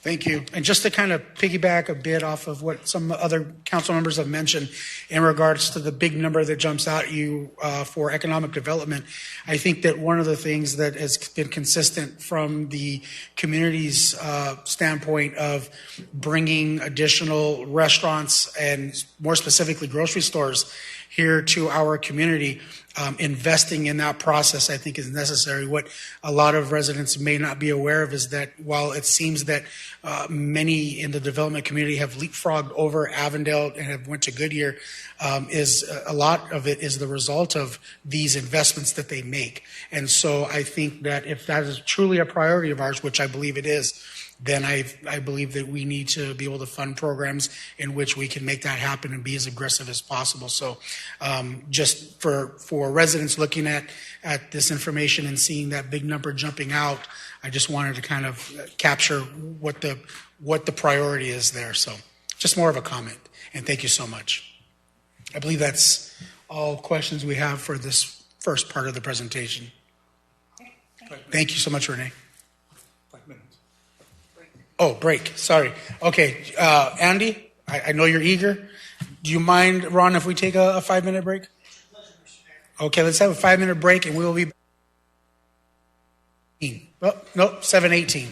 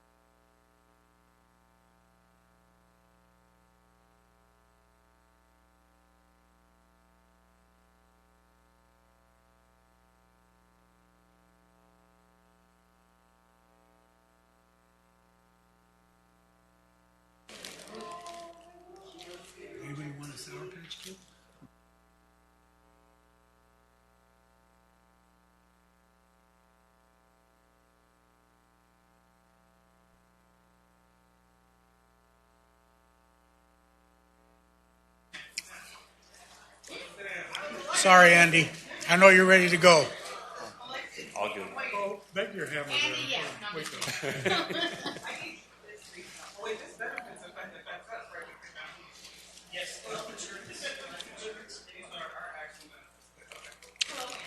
Okay. I believe we're ready to go, and now we're ready. Okay. Right. Well, good evening, Mayor, Vice Mayor, and Council. My portion of tonight's presentation will cover recommended compensation and benefit changes for FY26.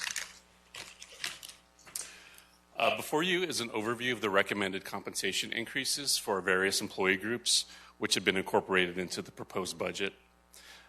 For our police officers and sergeants, we're recommending that they receive a one-step increase, which is equivalent to 5% plus a 3% cost of living.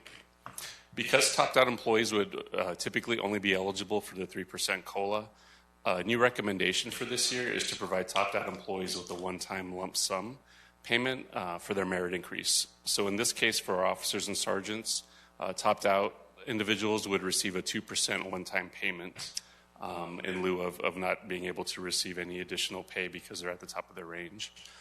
This specific recommendation is responsive to feedback that we received last year from both our Employee Benefits Committee and other employees throughout the city. And you'll kind of see this common theme with some of our other employee groups as I go through each of those.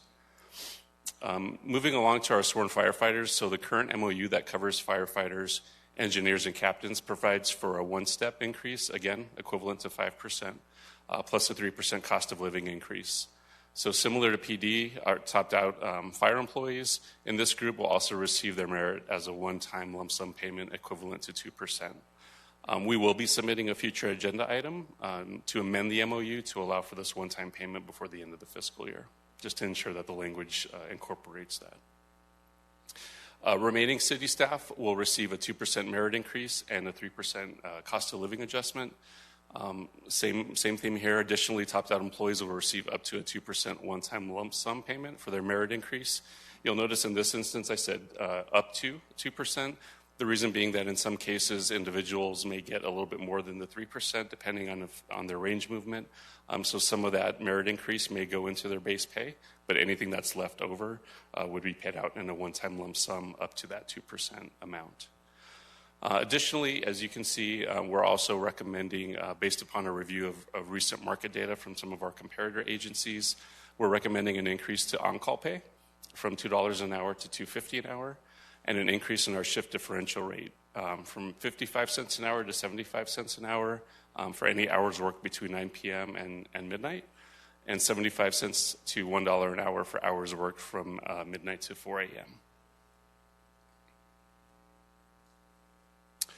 In addition to what I just covered, in collaboration with our police department, we've also evaluated additional requests related to sworn officers and are recommending the following.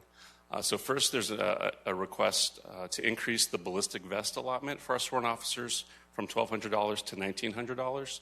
Officers typically purchase a new ballistic vest every 5 years and coordinate reimbursement with the department.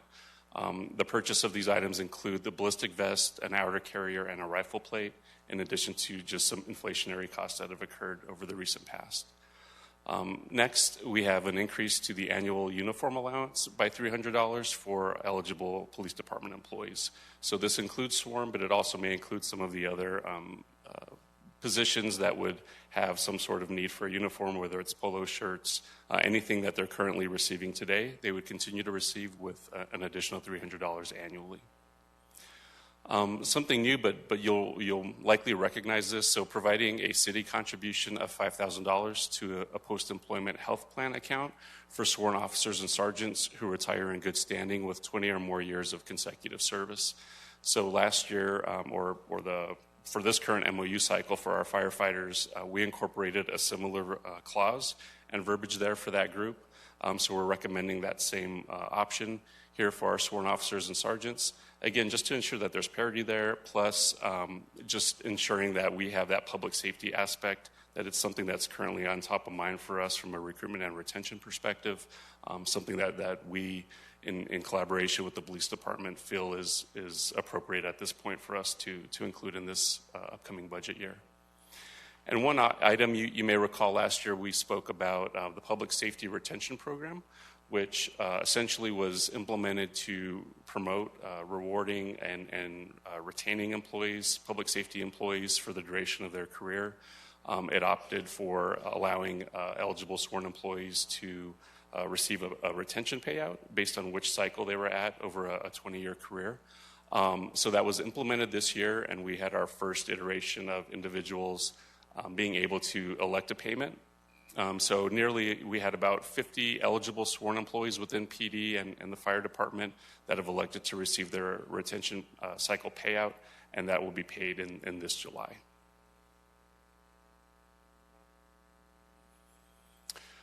So with council support, one-time funding was provided this fiscal year to conduct a market study to ensure that Avondale remains competitive with the market and also is an employer of choice. So in fall of 2024, we engaged with Public Sector Personnel Consultants, which is a third-party compensation consulting agency, to conduct the study.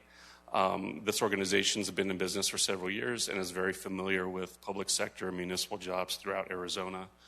The scope of the study was specific to market ranges, so we didn't do a deep dive into classifications or job descriptions. That was something we did a couple of years back and likely we'll do in our next iteration of a study. So this was very much looking at comparator positions that exist in other agencies throughout the valley. So our comparator cities that we looked at were Goodyear, Buckeye, Glendale, Peoria, Surprise, El Mirage, Chandler, Mesa, and Tempe. So those were the agencies that we looked at as we started to conduct our study. So in collaboration initially with our department directors, we wanted to set some priority jobs. So we sought input from each of our directors about, what were the big ticket jobs that they wanted to have included as part of the study, what were the medium level jobs, and then maybe jobs that were lower level or really didn't need to be studied at that time. So overall, we had 170 jobs that were surveyed. This represents approximately 52% of jobs across Avondale. And then we established some linkages there based on the job survey. So for example, we may have included a job in a survey, and as a result of that survey, let's say there was a need to make an adjustment to that grade. Well, to that position. We also looked at internal jobs that are essentially valued the same. Even though they may not have been surveyed, we wanted to make sure that there was that internal equity and that parity amongst those positions. So we did some of that review internally, again, getting feedback from our department directors and just the expertise of our consultant to kind of make some of those linkages. Overall, 80% of our jobs surveyed were within 5% of market midpoint. So that was kind of our staple. We were looking at the market midpoint and wanting to be within, if we were falling 5% or more below, that was the job that we were looking at to consider adjustment. But essentially 80% of our jobs were within that market, 5% of market midpoint, which means that 20% of our jobs were more than 5% below market. So we were looking at essentially, those are our target areas for us to take a look at more closely and determine, next steps for making some adjustments. So overall, approximately 80 jobs are being adjusted up one grade, which would equate to a 5% adjustment for those individuals in those job titles, which is above and beyond what I spoke about earlier. So it's that 5 plus 3 plus an additional 5 for those individuals. And again, that ensures market competitiveness or internal equity if another job had been identified through that study for movement that we felt it was appropriate to move a comparator job. And as I mentioned, the adjustments are in addition to the COLA and the merit increase. Approximately 13 jobs have been identified for reclassification evaluation. So as part of this effort, we may have a job that comes up where it's really, there's a lot going on with it, and really there's not a clear comparator, or we needed to do some further evaluation of that position. So we've identified 13 jobs that we need to take a closer look at that are kind of outside the scope of this study. But for us to work with those departments and to develop, ensure that we have an accurate job description that we can then either ourselves or working in conjunction with a consultant to go back out and do a reclassification review. So our intent is it may not be part of the market, but our goal is to at least have some of that research completed in advance of fiscal year 26 to determine if there's any additional movements that need to take place.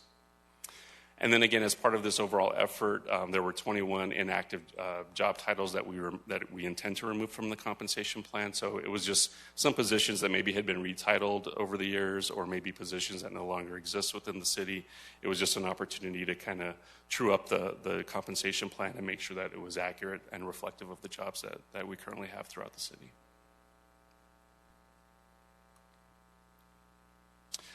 So moving forward with our benefits, so before I cover the recommended medical, dental, and vision premiums for FY26, I just want to provide an overview of some of the recommended changes. Some of these are requirements, like our first one. So based on IRS regulations, deductibles for our embedded high deductible health plan will be increasing for individuals by $100. So overall, the deductible for that plan in the upcoming plan year is going to $3,300 from $3,200 for individual coverage or individual deductible.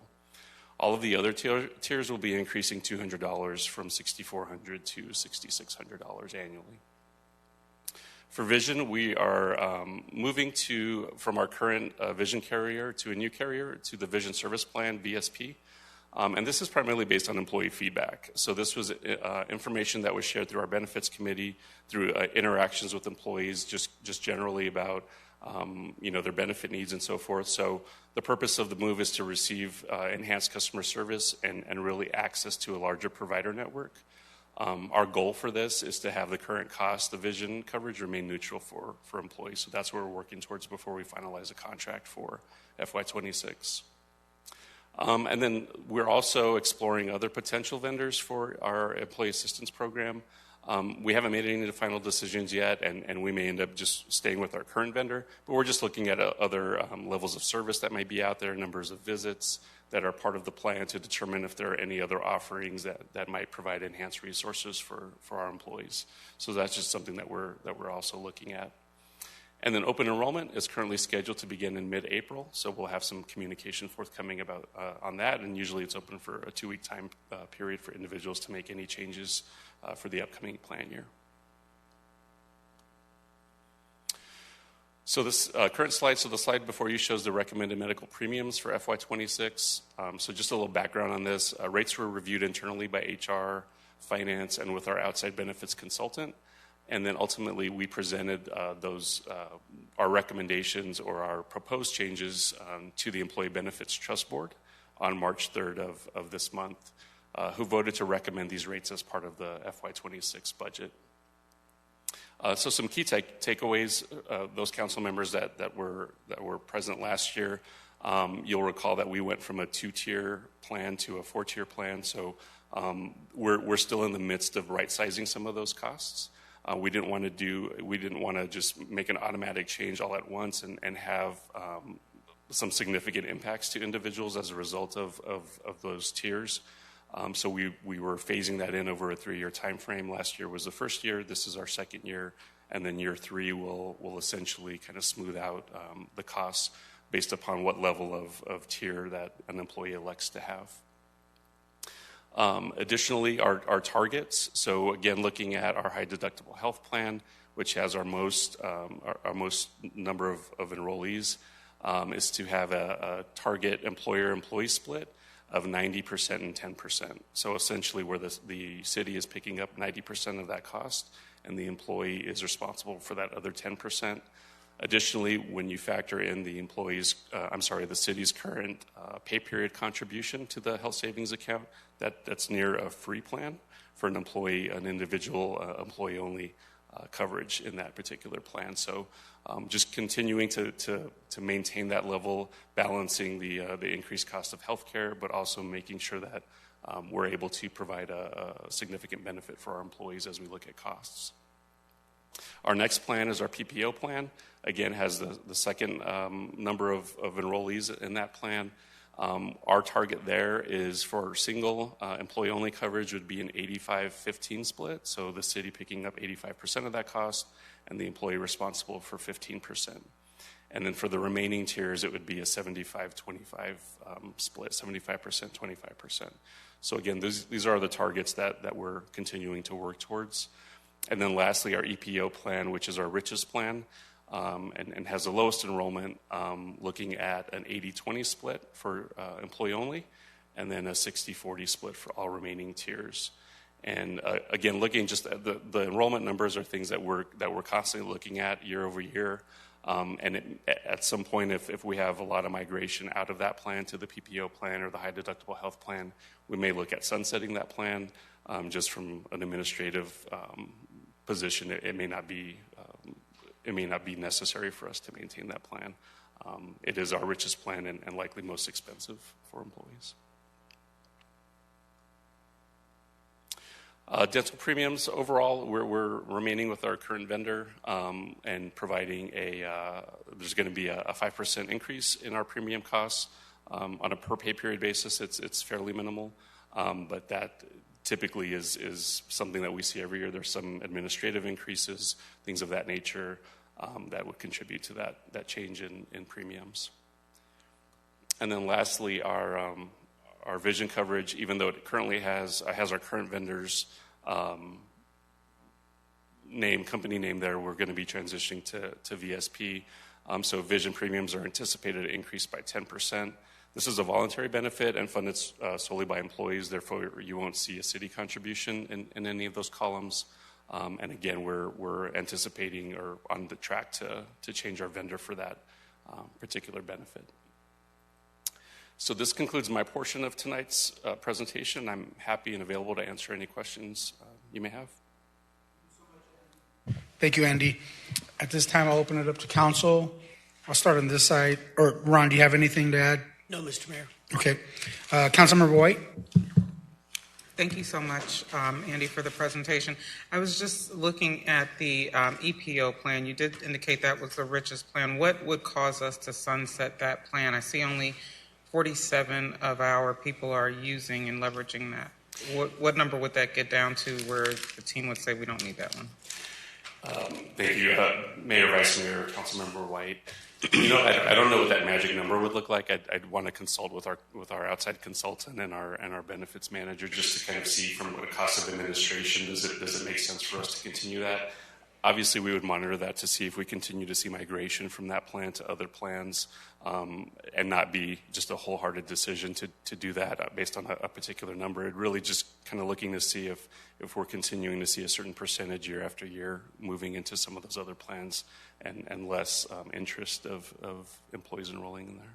I notice it's about 13 employees that use it for their spouse, children, and family, so that's a really, really low number. Right. So I was just saying, I kind of focused in on that because it's 34 employees only, which of course we want them to enjoy their benefits. But then as I look at it's only 13 other families. Right. Thank you. Thank you. Councilmember White? Councilmember Weiss? Thank you, Andy, for your presentation. I have no questions. Thank you. Councilmember Solorio? Thank you, Andy, for your presentation. I'm going to start on a high note. VSP is much appreciated.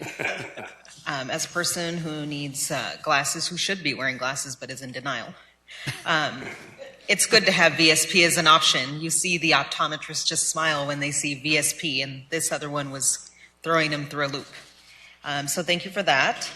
I also wanted to thank you for the breakdown of the insurance. I'll be honest, for many years, I had insurance through my other job, and I never once picked my own insurance. We had somebody who would read the material and then tell us what was beneficial.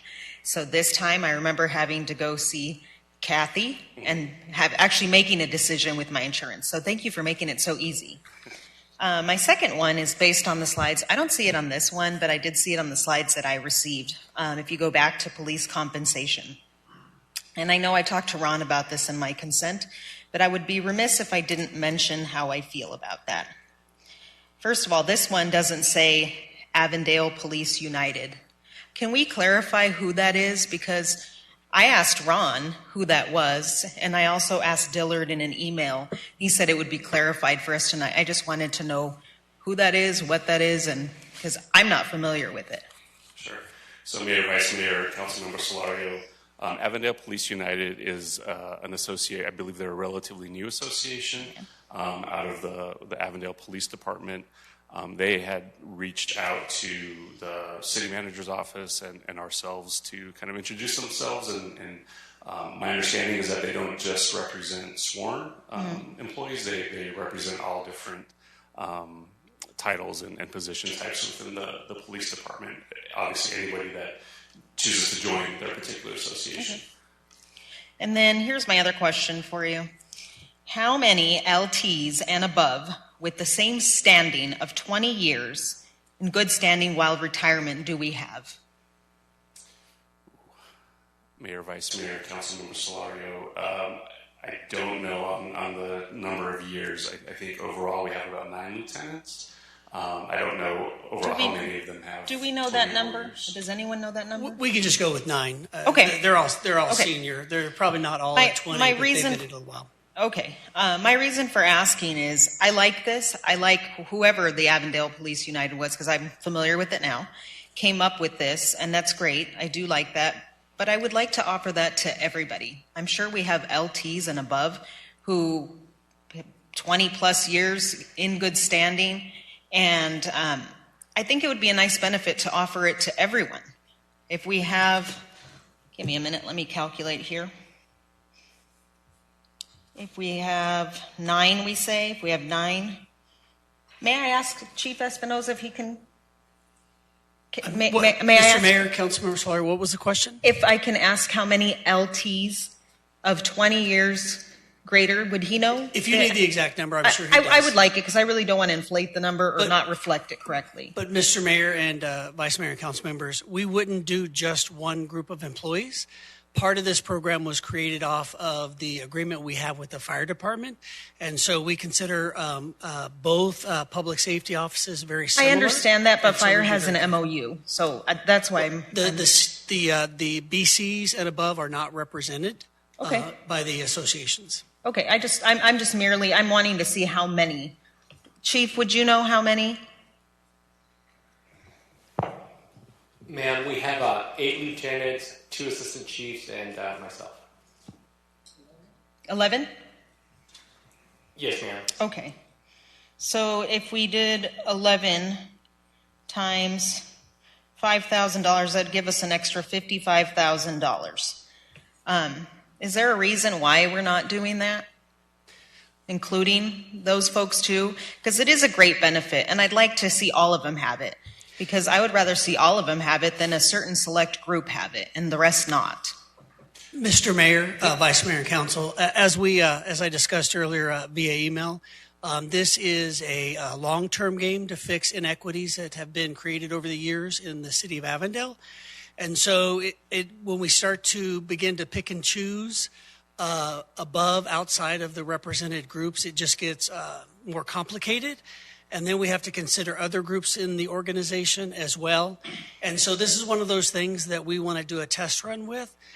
This is something that we will eventually bring back to council in future years and possibly, I think, expand beyond just the senior police officers.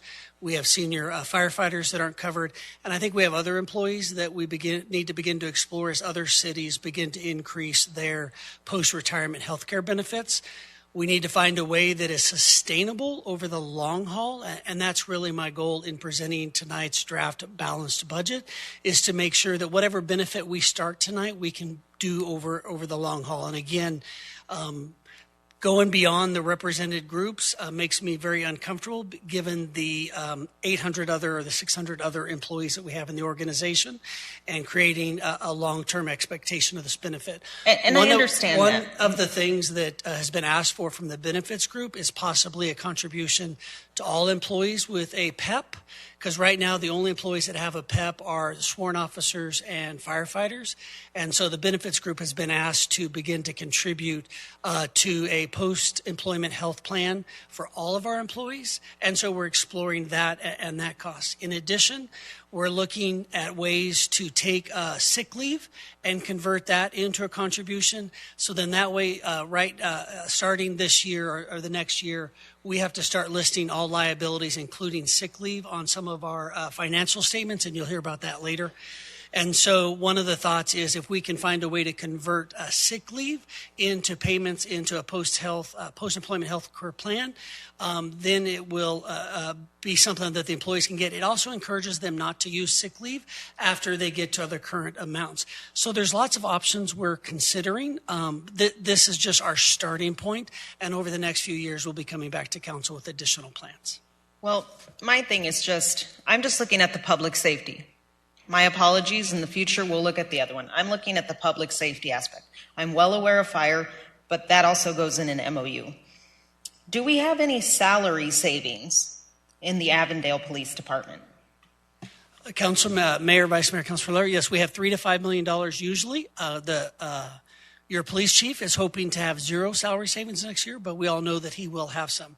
Again, this isn't about what we can afford this year. It's about in the future and equity throughout the city. This is the only benefit currently in the draft budget. And I understand, and we're talking about long-term, but we're also saying it's a test run. I'm simply saying that if they all can't have it, then maybe they shouldn't get it at all. That's just my feeling on it, because they're very equally deserving. There's 11 individuals that I think if we have a salary savings, and I don't know what the salary savings averages a year for the PD. I don't know if anyone has that number. Is finance? Mr. Mayor, Vice Mayor, between $3 and $5 million. So we can't afford $55,000. Again, it's not about that number, Mayor, Vice Mayor, Councilmember Solari. It's about equity, and it's about the other sworn positions we have in other departments, and it's about the other employees. Which can be addressed as well in an MOU when we do their MOU process. The other people we're talking about are not covered by the MOU, just like the lieutenants and above are not included in any association. And so it is for a future date that'll be coming to council. Well, I just think if we have salary savings and if we're doing a trial run to see how it works, that they should all be allowed the same benefit. That is how I feel. I understand that that's not something that we're wanting to entertain right now, it appears. But I would be remiss in saying that the people that went and negotiated this, that was on my slides, those people are representative of the people that are going to get that money. Am I correct in saying that? Mr. Mayor, Vice Mayor, only a portion. They also represent people who aren't getting it, including our dispatchers and our records clerks and our civilians in the position. They represent many people other than just sworn officers. They asked for several benefits that we were able to add this year, including the increase in the standby pay. That was a request from this meeting, and this is something we can afford to plan to provide to all employees, whether it's public works or utilities or facilities, detectives, other people who do standby pay. Same thing with the differential for the night shift and the swing shifts, again, came from that. So a lot of the requests were for more than just the people that they represent, even though they were asking on their behalf. So we've added several benefits based on this meeting that benefit the police department, including lieutenants and above. The clothing allowance is for everybody that's sworn. The ballistic vest is for everybody that is sworn. So where we thought it was appropriate, where we thought it was sustainable, we did add those benefits.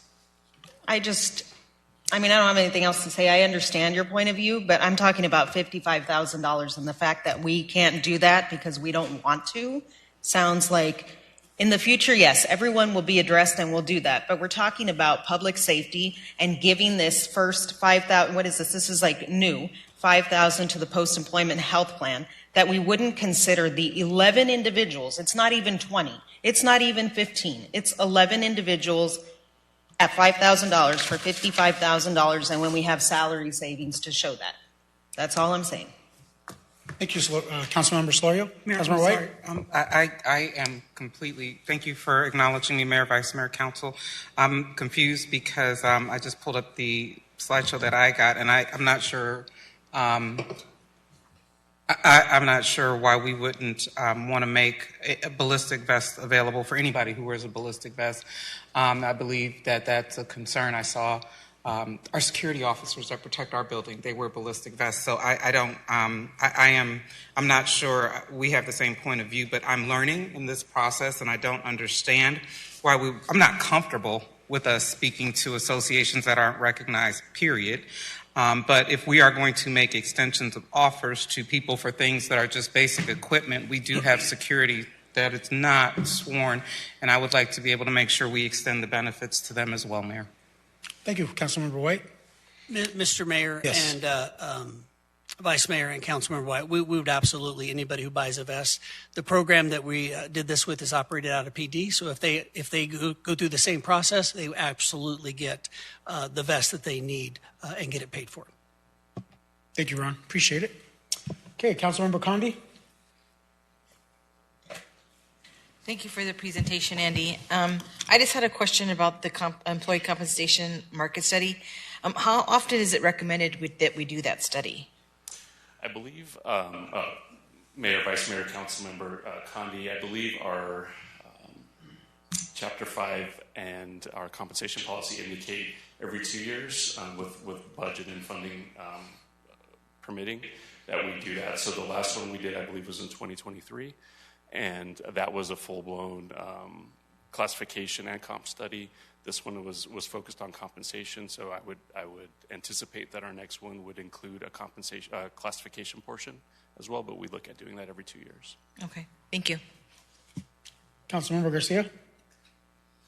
Thank you for your presentation, Andy. I have no questions. Vice Mayor Nielsen. I don't have any questions. Just thank you again for all the work and effort you put into it, and condense it to the point where we can see it in a few pages and hopefully let it sink in, and appreciate all your work. And just really quickly, so out of the 170 jobs, am I correct in reading this that the 13 that were identified as reclassification evaluation, meaning that the rest were all in line outside of those 13? Mayor, the 13 jobs were these were ones that kind of surfaced to the top based upon feedback that we got from departments. So as we took a little bit of a deeper dive, it looked like these positions needed to be studied more holistically as a reclassification rather than just a general market evaluation. So going back to, we had 80% of our jobs that were within market, then the 20% were ones that we had to make some decisions on and look at linkages internally. So there was quite a few that we are anticipating making some changes to. Those 13, some of them may have been affected by the market, so they may be getting some sort of adjustment, but there might be a need to even look at them more closely based upon their job duties and responsibilities that maybe would have them aligned with another position. Just kind of some information that came out of that we need to take a closer look at. And my point being behind the question is really relative to the point of just how competitive we truly are, number one, but also in addition to the market study and the data, and essentially waiting to get that data has kind of reaffirmed just how competitive we really are. And if we are looking to be as competitive with this region that I'm sure all of us are looking to be, then this is a relatively comfortable report, at least the way I see it. So that's the reason why I asked that question. No, Mayor, absolutely. So I think being able to have that many jobs that are still within market midpoint is really good for us as far as our competitiveness. We see it from the number of applications that we get for our positions, that individuals are interested in coming to Avondale and interested in working for the organization. I think even with the council's commitment as budget permits to be able to look at this and keep it at the forefront every couple of years speaks testaments to us ensuring that we maintain that position and don't fall behind. 3-4 years and then we're playing catch up, and that gets very expensive and is impactful to us in retaining employees and really recruiting talent coming into the organization. Thank you. Thank you, Andy. I appreciate that. Welcome. Thank you. Okay. Thank you.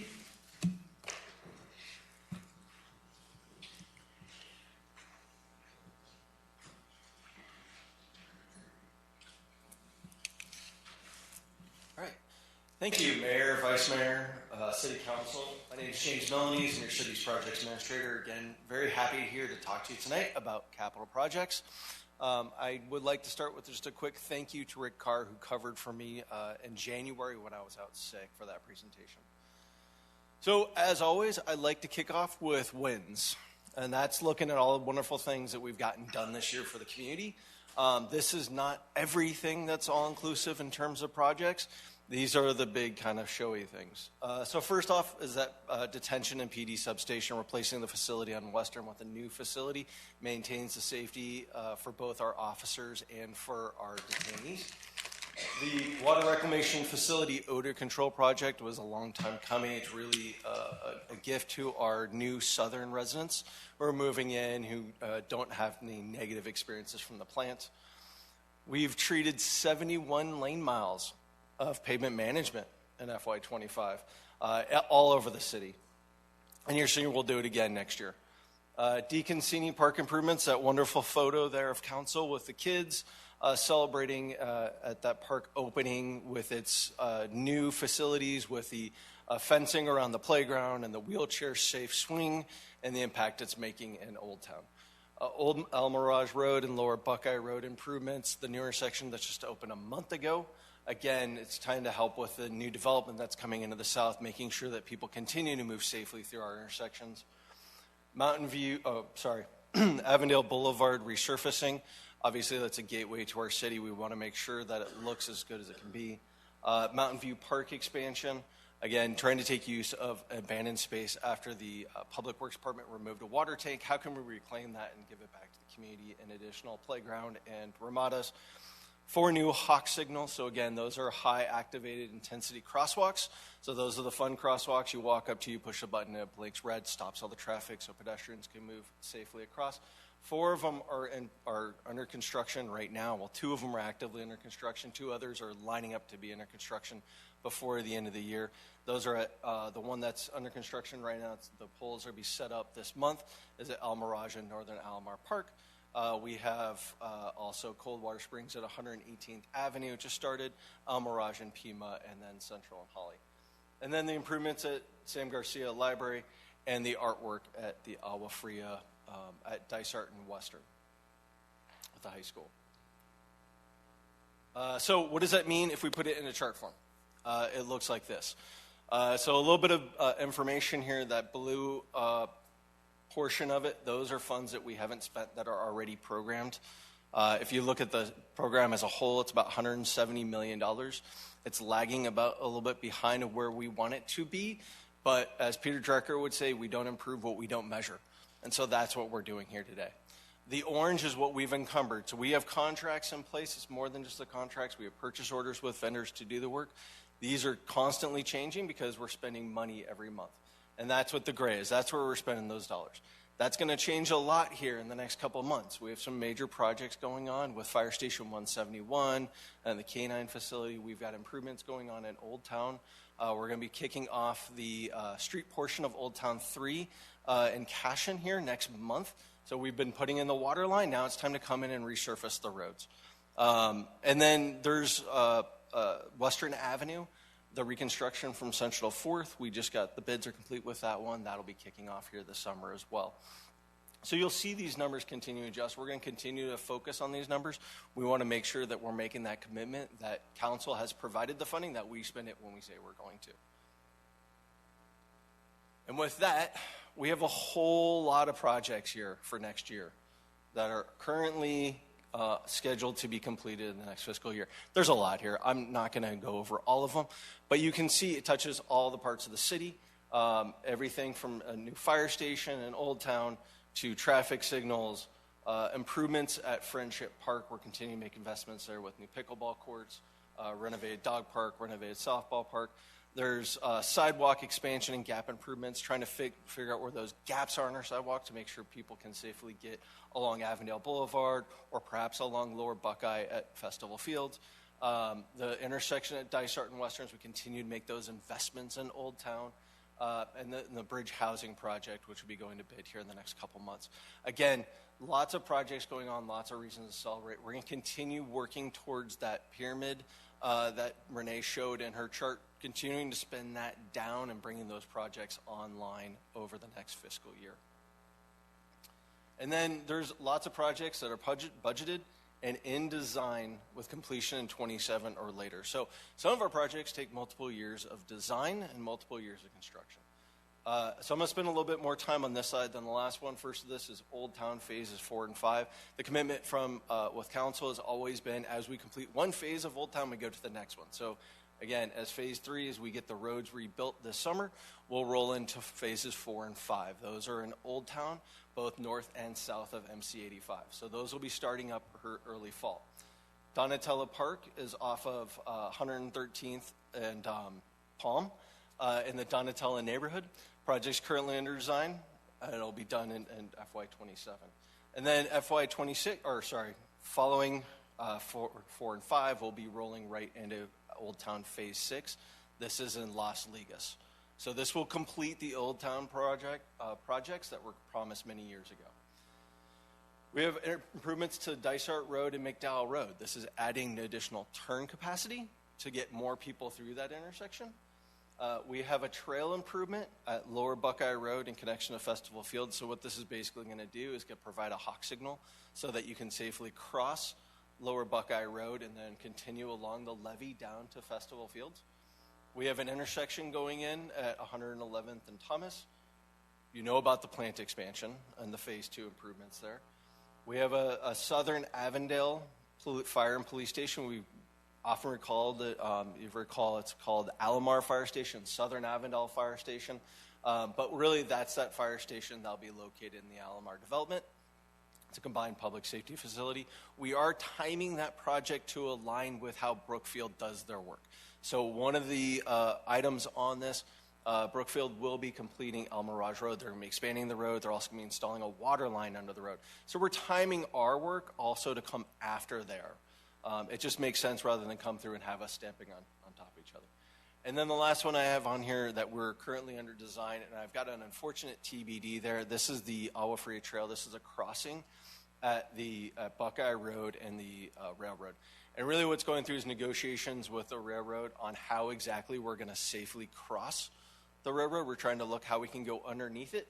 And then because those negotiations are ongoing, I don't have a completion date for you at this time, but it is something that we continue to work on because we know it's a priority of council that we complete the Agua Fria Trail system. Mr. Mayor, if I can just add real quick on the Alomar Public Safety Station, we are going to have the staff and the engine a year early. So God willing, if they move ahead of schedule or we're able to start construction sooner, those kinds of things, we'll be able to house them out of another firehouse in the interim. But we're going to get the engine staffed up with the 15 firefighters a year before the completion is built, according to the current schedule. Thank you, Ron. All right, I would like to transition to the general obligation bond. I'm not going to spend a lot of time on this because I'm going to say the wrong terms for our finance people. But there are some guidelines that we had to work with as we work through the bond committee. Some of those is about keeping that rate flat. We worked with them with $123 million worth of projects. The bond election will be in November, so on and so forth. The one key point here is that as we look at our capital, we also have these bond projects that we have to consider. And the bond is not something that should council approve it and should the voters approve it, is not something that we would have availability next year. It is a long-term plan that we will work in to complete those projects as we can within the bond financing and workload availability.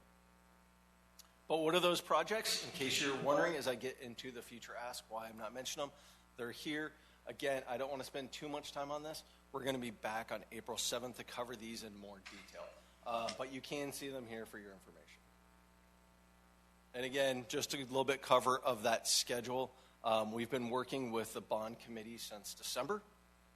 We'll be back on April 7th to present what their recommendations, and then the election. Should you vote to move forward, the election will be held in November. Okay. And then as I transition now to 2631, so the new asks, I do want to highlight a couple things. We are taking a cash flow approach. So when you're looking at budgeting for capital projects for a municipality, you can do it a couple different ways. One way that Avondale had done in the past is you kind of just put all the big pot of money in year one. And that way the money is secured. You know it's there. You don't have to worry about it. But it does create some other issues on the financing side, and it does make it difficult to manage expectations of when those projects will be done. So what we're doing here is it's called the cash flow approach, we're going to actually show those dollars where possible in the year we believe we will expend those dollars. Projects, construction projects, very, very, very rarely get designed and constructed in year one. Usually it's a year or two of design. We might have right-of-way acquisition, and then we can roll into construction, and construction can often be multiple years. You see that with the treatment plant. We have that project budgeted over 5 or 6 years because of that. And then we can adjust it too. So we know within our workload, we know that we can adjust it to council's priorities, and we can adjust that to other activities that are happening on the city. You know, Mr. Corbin mentioned what's going on with the Southern Avondale Fire Station. So part of that is we're trying to time it around development. So we do that with a lot of our projects, but we also have that flexibility to move it up and down if we need to. We're also taking a measured approach. So we're phasing our projects incrementally. And that's a lot of words to basically saying we're taking small bites of the estimates. We're going forward and we're doing studies. Once we learn that it's something that we can accomplish, that it is within the space we need, that does meet our needs, then we go into design. And then we go into construction. And so rather than coming to you and asking for numbers that we don't have good data with, we're taking that measured approach to make sure when we come to you, we know what the answers are going to be. One of the items on this, I believe that you've received an unfunded projects list. So we haven't forgotten about it. We're programming those items out there. And as our finance team works through budget every year, if funding becomes available, either through one-time sales taxes being more than we projected or some other reason, we can have those conversations about council about how to finance those projects in the appropriate year. Hopefully that makes sense. With that, we have a lot of facilities projects. And again, right off the bat, you see that we're starting with the design. Last year, council authorized us to start with a study for an operations warehouse. This would be at the 4th Avenue and Lower Buckeye site that we own across the street from the Municipal Operations Center. So the study is ongoing right now. We believe we're ready to next year to move into a design effort to actually construct a facility there. That's to provide additional interior storage space for several departments, as well as relocate the traffic engineering team into that space. Also, that yard has been used for a number of uses over a number of years. It is going to need some site remediation just to clean it up, level it out, be good neighbors. That's what a large chunk of this request is. The second ask on here is a modular building at Coldwater Booster Station. This is related to that warehouse, and it's related to another project you'll see on here. The staff at Public Works, they are running out of space. They're running out of space at a facility they have right now at the Coldwater Booster Station as the city's needs continue to grow. So this would provide for a temporary modular facility to be located at the Coldwater Booster Station for a number of years. Right now they're located there in an older building. This would get them into a better workstation for the next few years. The multiple site cellular connectivity booster project, as you're aware, in a lot of our city buildings, we do not have good cell signal. And that's how we commonly communicate with our fellow employees. It's how we communicate with developers. It's how we communicate with a lot of the public. And so this would provide technology at several locations to make sure that we have a better signal and we can be more responsive. The fleet shop electrical and office upgrades. This is a two-parter. So part of that is on that audit that Mr. Corbin mentioned about the fleet. We have a fleet manager that we want to move into the fleet building with his team. We have a new position that we're asking for in the supplemental. And then we need a better space for if you're coming to drop off or pick up a vehicle, to have that space to communicate with the fleet team. That would provide for that, just like at any other service station. And then there's also an electrical upgrade needs. The facility is pretty much tapped out right now on its electrical needs. But again, we're getting in new equipment that we need for the newer vehicles that we have, and we need to make sure that what we have will continue to service them in the future. Conference room redesigns and upgrades. I added there in the parentheses, this is really audio, visual, and IT. A lot of our conference rooms are ready for a refresh. They're ready for upgrades. So that's what that is taken care of. The study of the Municipal Operations Center, again, is to bring in a team to look at, okay, we have this facility. Where could it grow? So we can come back later on and see if we continue to add more staff down there, how could we grow the facility? Also, how can we move around some stuff in the yard to make it more efficient? The land entitlements for Las Vegas veteran housing, we've identified a parcel of land, or two parcels of land technically, in the Las Vegas community that we'd like to investigate to see if there's opportunity to construct veteran housing. While our staff are looking for additional funding opportunities for that, there are two pieces of land that would need to be combined in a minor land division and some other land utility easements that need to be taken care of. And then finally, we continue investing in the library with new office furniture for our Sam Garcia staff. We made a lot of improvements last year to the forward-facing, but we didn't really take care of the backside, so that's really what that's taken care of. And then also shelving upgrades. At both locations, there's a couple things that we just wanted to pick up at Sam Garcia, but mainly at Civic Center and Library. For parks projects, we're continuing with our multimodal trail improvements. Specifically in FY26, we're looking to add additional lighting on trails. So this will be looking at additional existing trail sections, but making sure that they can be used after hours or before work for commuting. We want to add, we're asking to add shade and lighting at the Civic Center Amphitheater. Again, this is to expand the programming there by providing activities that take place when it's hot or when it's dark. We want to look to see if we can add additional parking or additional entry and exit out of Friendship Park. So that's that kind of image that's on the screen for you today. Again, that can get very busy on the weekends. We talked previously about an indoor pickleball facility. We did do a study. We could fit one adjacent to the aquatic center. So the next step then would be to move into a design effort. And then Fred Campbell Park and Las Ligas Park. These are new projects that we recognize as the next parks kind of up in the system where we need to bring them up to the Avondale standard. So this would be looking at how do we refresh both those parks? How do we bring them back up to a park that the communities can take full advantage of? For transportation, right off the top is another sidewalk project. So this would be to create a sidewalk all the way from Festival Fields to Las Ligas Park along Lower Buckeye Road. We've heard from the community that they need a way to get between those two parks safely. Our streets maintenance team on the second one there is looking to add a new concrete mixer. This is for sidewalk repair. So if a sidewalk's cracked or if it's been lifted up by a tree root, a lot of times they're mixing the concrete by hand or they have to wait for a third-party vendor to bring concrete to them. So this would really provide some efficiencies to that team. The Avondale Boulevard median improvements, this would continue to enhance our median, specifically in Avondale Boulevard from the Civic Center campus to MC85 by providing that black and white checkered and new landscaping within the median. And then next we'll be taking a look at Las Ligas. There are some unfinished streets in Las Ligas. So it's a study to see what do we need to do to get those streets to be completed, make sure all the grades work. And then finally, the last thing on here is a new signal, which we believe will be warranted in FY28 at 107th Avenue and Lakeshore Drive. New utilities projects.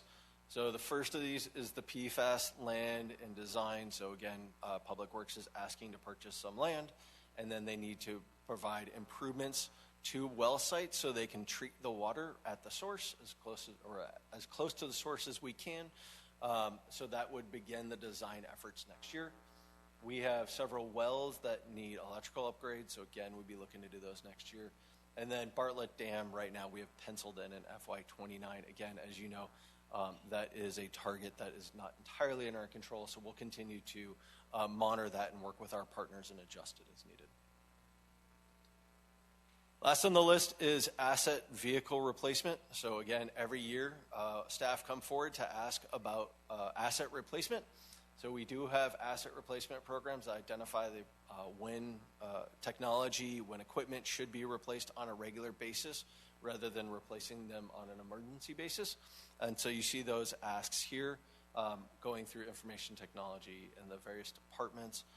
Getting their assets up to place. And then on the last two lines, there's vehicle replacement, does call for a fire apparatus replacement, and then other vehicle replacements totaling $6.3 million.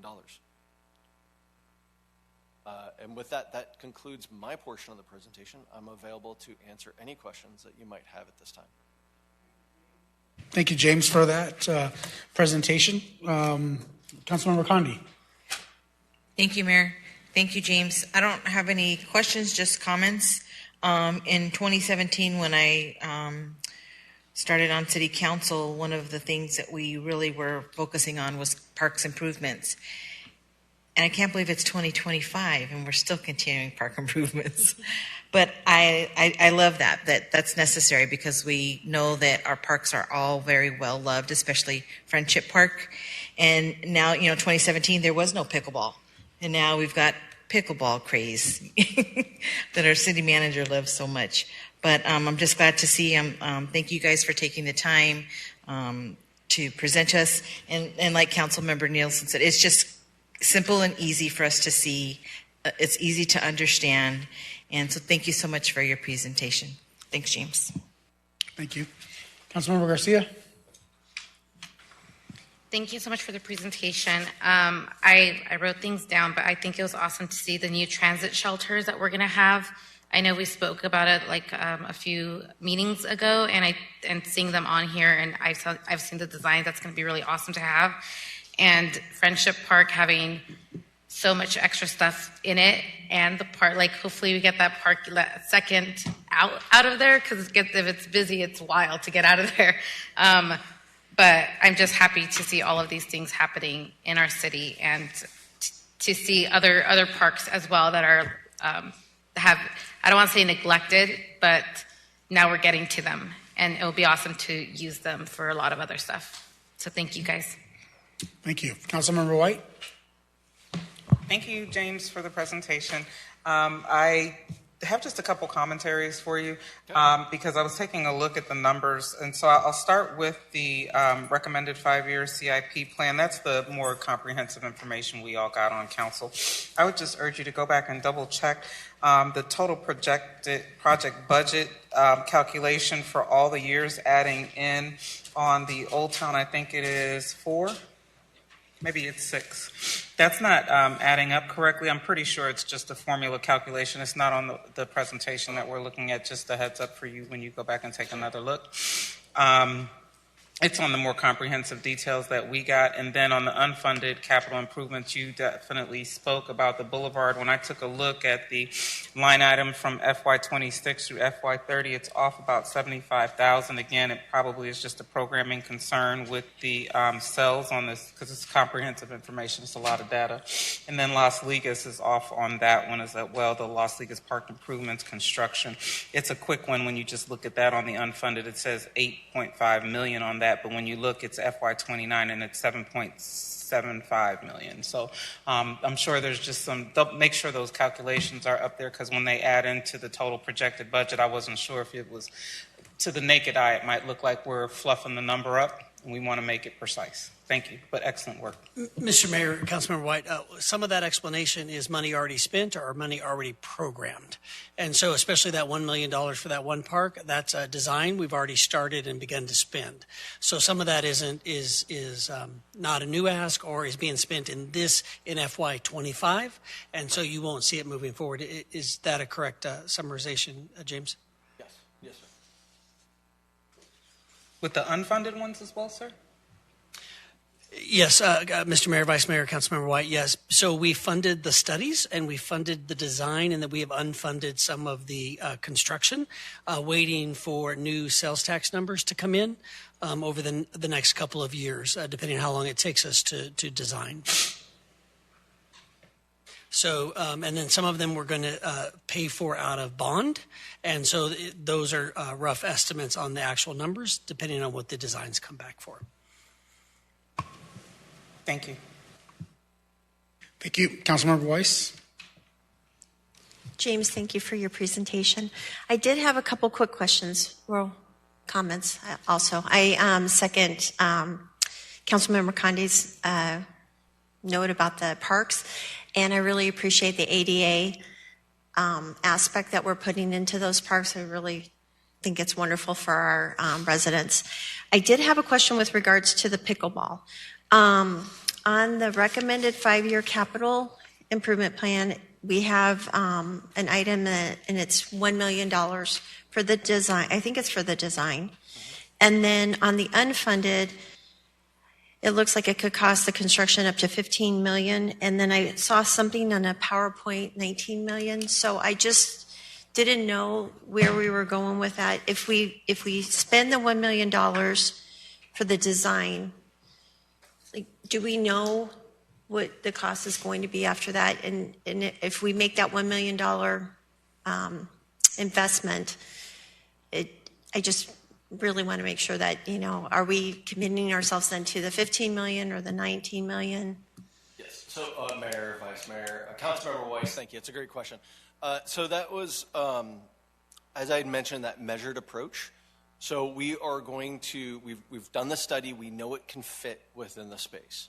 The next step is then, okay, let's design it. So we'll take the investment and we'll design. At no point, or at this point, you have not committed for any sort of construction. That's why it's out there in the unfunded portion.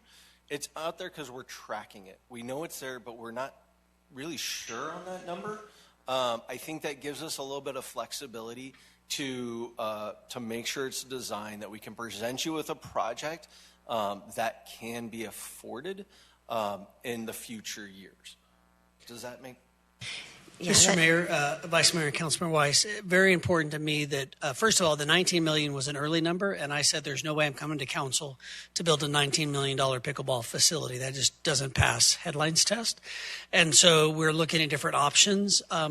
So we reminded our current consultant that we just want to know, because it's an odd-shaped piece of property just next to the pool, just on the other side of the courts. We wanted to make sure that a building would fit and it would have enough courts in it to make it worthwhile, make sure it could hold parking, and make sure that we could create a barrier for noise to the neighbors to the other side of that. So there was a lot of unknowns on that property, and so they've given us a couple different options. I said the max that I'm currently comfortable with is about 15, which puts the design at 10% at $1.5 million or so. And so I'm hoping it will be closer to 8 to 9 million for the concept that we have is really just an open space that we can cool people off in the summer, warm people up in the winter, reduce. It's not meant to be a huge locker room. It's not meant to be a large. We're really trying to keep it simple. The other thing is to make sure it's usable for other things in the future if the world changes. And so one of the biggest asks in the Parks Recreation Plan was indoor recreation. And so this is a space that we're starting with. It's also not actually funded till FY27, the design. And so it's 2 years out still. We're trying to space out the work of our team, Rick's team, and I forgot our Parks CIP gentleman's name, our team, to make sure it can get done. So we put it out a year, gives us a little more time to assess inflation on construction, continue to make sure this is what council wants, but we did want to put money in for the design. But like many projects, we wanted to not fund the actual construction until we get a real number. We really are trying to do a better job with budgeting our CIP in years that we actually expect to spend the money, so that we don't tie up dollars that can be used to improve the parks, the streets, the intersections for our community now as we hold that money aside for 5 years, if that makes any sense. We really, we don't believe that our job is to keep money in a bank for our residents. It's to bring back a quality of life for our residents. So that's really our goal with this, in the approach we've taken over the last couple of years as we begin to transition to using the tax dollars that our residents have entrusted us with to improve their quality of life. Good. Councilmember Solorio. Thank you for the presentation, James. Great as always. I don't have any questions. I'm going to quote the mayor. I'm comfortable with this plan. Vice Mayor Nielsen. James, I have one question for you. Old Town Phase 1, 4, and 3, 4, and 5. You've got Old Town. Is that really Cashin, or is it Old Avondale? Mayor, Vice Mayor, 3 is Cashin. So that's the area that's being in construction right now. Yes. I know, and that's why I'm asking about it and trying to find out when it's going to be. It's 4 and 5 are more of what we consider Old Town, so that's that area both north and south of NC 85, west of the river. Okay. And then 6 is a area within Las Vegas. Very good, thank you. I just wanted to, just had Old Town, Old Town, Old Town. I didn't know if we could bring them out, and this is Cashin, this is Old Town, and this is Las Ligas. It's just figuring out where they are at. Thank you, that's all I had. Thanks, James. And for me, just based upon what you see here, to me, it just demonstrates not only being the stewards, the good stewards of our residents' money, but more importantly, the diverse options and diversification of projects that are happening. Often you see folks saying that, this area has been neglected, that area is getting this and that. And this just demonstrates a commitment to a citywide approach. And more importantly, even here internally with the organization, making sure that we have the right machinery and items for that growth that we are anticipating. The only comment that I would have, and may not be very, what's the word that I'm looking for here? Popular, but I would love to see the Las Ligas Park push in front of the pickleball design in terms of year. But that's just a comment, and there's probably reasons as to why that it's not the case.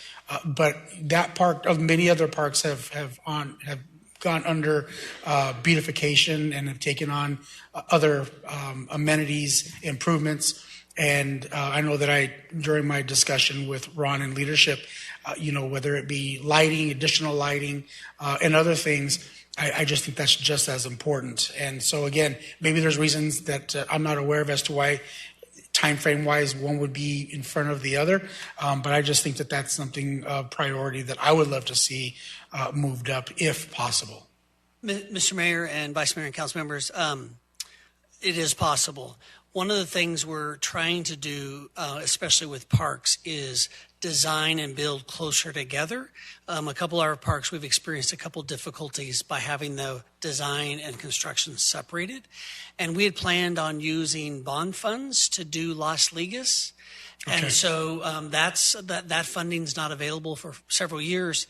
Depending on council's direction, one of the top priorities for the first release of bonds would be Alomar Public Safety Building. Correct. And I believe we have $10 million set aside for bond. And so we will look at that. Both are a couple of years out. So I think next year's discussion, we can absolutely review whether we move that park up, looking at Corey, and we'll come back to you with that. The other thing is we're trying to make sure that we're doing one or two parks a year. And so we have a Civic Center Park that we're trying to wrap up this year, I think, or early next year, fiscal year. We're trying to this year.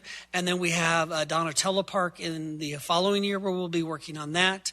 We have Desi Lorenz that we're also trying to do next year. So we're trying to space out our parks, not only for staffing, but to make sure we're doing the community. But both, I always want to call it Joe Henry, but Fred Campbell Park and Las Ligas, sorry, it's a Yuma Park. I don't even know why I do that, but Fred Campbell Park, behind Sonic, behind the old City Hall or PD station, whatever that building was, is on our radar as well. Its ramadas are in dire need of repair, and we do have some movie nights planned for Fred Campbell over the next season. Shake your head, Corey. Yes, we do. And so we're on it. We understand it'll be spacing, but we will absolutely consider that for the next budget, sir. And I appreciate you communicating that. It just demonstrates that all of those are in the queue, or at least are registering with us. And I know that especially with phase, I think it's 4, 5, and 6 of Old Town. Again, just going back to listening to residents and the comments that I've read and have heard in regards to Avondale Boulevard with the resurfacing, and yet Western has not been touched. And I've tried to communicate. It's on deck. It's in the queue. Western is very soon. We had some struggles getting Western, but we are, James, very soon on Western. Yes, sir. Where's Kirk and where's Kim? Western soon, right? Western is soon. We're working on it. We're getting there quickly. Yes. And I appreciate that. It's just great, again, for us to communicate that so that those updates are provided. So thank you for the presentation, and thank you to Ron for the feedback. Any other questions, council? Okay. And then Mayor, Vice Mayor, Council, Ms. Weldos just asked me to remind you one more time about the next steps here for the budget. So again, we've got in April, the city manager's recommended budget. In May, you'll adopt it. And then June will be the final passing. Thank you so much for your. Thank you. Mr. Mayor, there'll be plenty of time for this as we move forward, but if there's any other general questions, I'll ask Renee to come up to answer any last-minute questions. But I would be remiss if I didn't ask Rob to stand up. He sits quietly like he's just waiting to do something, but this is your budget manager. This is the gentleman who gets many emails from many people, a lot from me about changes. But him and his team, which I didn't see your team, they're not here tonight, right? They got off at a normal hour. The amount of work that they put in and the professionalism and the work and the ability to do this with all these department directors, which I'll think in a future one as well. But I really appreciate Rob's efforts and works on this budget. Yeah, thank you, Rob. And just with all the different competing forces that are happening at the state level and everything else, I mean, I can just imagine that when you think you have something complete or finished, that it just changes. So thank you for everything that you and the team have completed and have demonstrated for us. Thank you. Any questions for Renee that maybe you've thought about over some time? No? We do have a couple more dates coming up. Okay, guess that's it. Thank you. Okay, with that, let's move on to summary of current events. Oh, go ahead, Councilmember Solorio. Many of us, well, actually 3 of us, should I say, were in Washington, D.C., not last week, but the week prior. And I just wanted to thank Pierre's team and Alyssa for the amazing video that they did for Small Cities Council. As I told Ron and some of the other folks, they were blown away by the caliber of that video. They thought it was outsourced. And when I told them it was not, they said they were kind of wondering, like, what kind of talent do you have there? And isn't it pricey to have that? So thank you, Pierre, and your team. Lots of great things while we were up on the Hill representing myself, Councilmember White, and Vice Mayor Nielsen. As usual, it went really well, and Avondale will be recognized as a small city during June's Small Cities Month. Thank you. Councilmember Weiss? Thank you, Mayor. I was super excited. Last week, I was able to attend the United Way breakfast, and they highlighted Laddie Core School and their literacy hub. And during the breakfast, they did a little fundraiser, and people could donate, and the room was packed. So, and then I went to a meeting the next day online for Read On Southwest Valley, and they had talked about 35 families actually going to that Laddie Core School literacy hub and how the families are impacted. So to talk about literacy being so important for young kids. That was it. It was a wonderful time. Thank you so much. Councilmember White? Thank you so much, Mayor. I had the opportunity to attend Neighborhood and Family Services Youth Empowerment Summit this past Saturday with you. We had a really great time. It was the Be Kind folks, and a lot of great kids came out to Agua Fria High School, and it was just really impactful. I got a chance to sit through a couple of their sessions and kind of peek over their shoulders, and that was a heck of a lot of fun. And then today with Leadership West class, 31, best class ever, I had the opportunity, just had to make sure you knew, I had the opportunity to go out to Luke Air Force Base and visit with some of my class members, Command Chief, the Bull, Jay Schaefer, and the logistics officer, Peter Abercrombie, and I was just really excited. They had us out there on the last day US F-16s will be flying out of Luke, so I was really honored to be there and represent Avondale. Thank you. Thank you. Any members of council on this side that would like to provide a summary? Okay. Councilmember Garcia? I can't remember all the events I went to, but I know the 2 that were really impactful these past few weeks were the Cafecitos and Coffee with Council, seeing the community come out and really give their input to what we're doing and them showing their like support for everything that we do for them was really nice to see.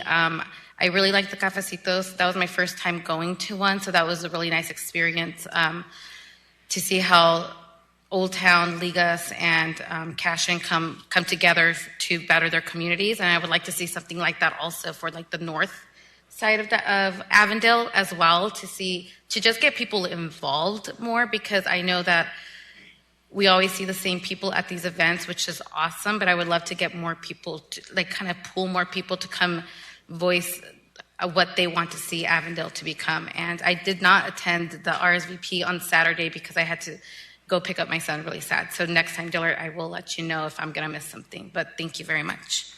Thank you. Vice Mayor Nielsen. I just got a quick one here. When we were at NLC, we got to listen to different kind of things. I think my highlight that day was the morning we spent having breakfast with the Avondale Youth Advocacy Group. They are a wonderful group of kids.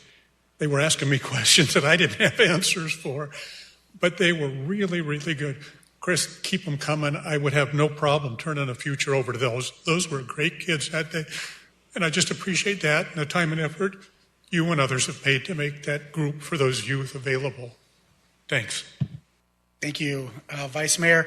Just quickly, many events I attended last week, the empowerment event, the Be Kind, watching all of the students dance. That was awesome. The same evening, attending the Agua Fria Gala. I had an awesome opportunity to be there with a lot of other alumni to hear some great stories and the great things that the Principal Autumn Daniels is doing with that community and keeping it together. It was such a pleasure to see in action.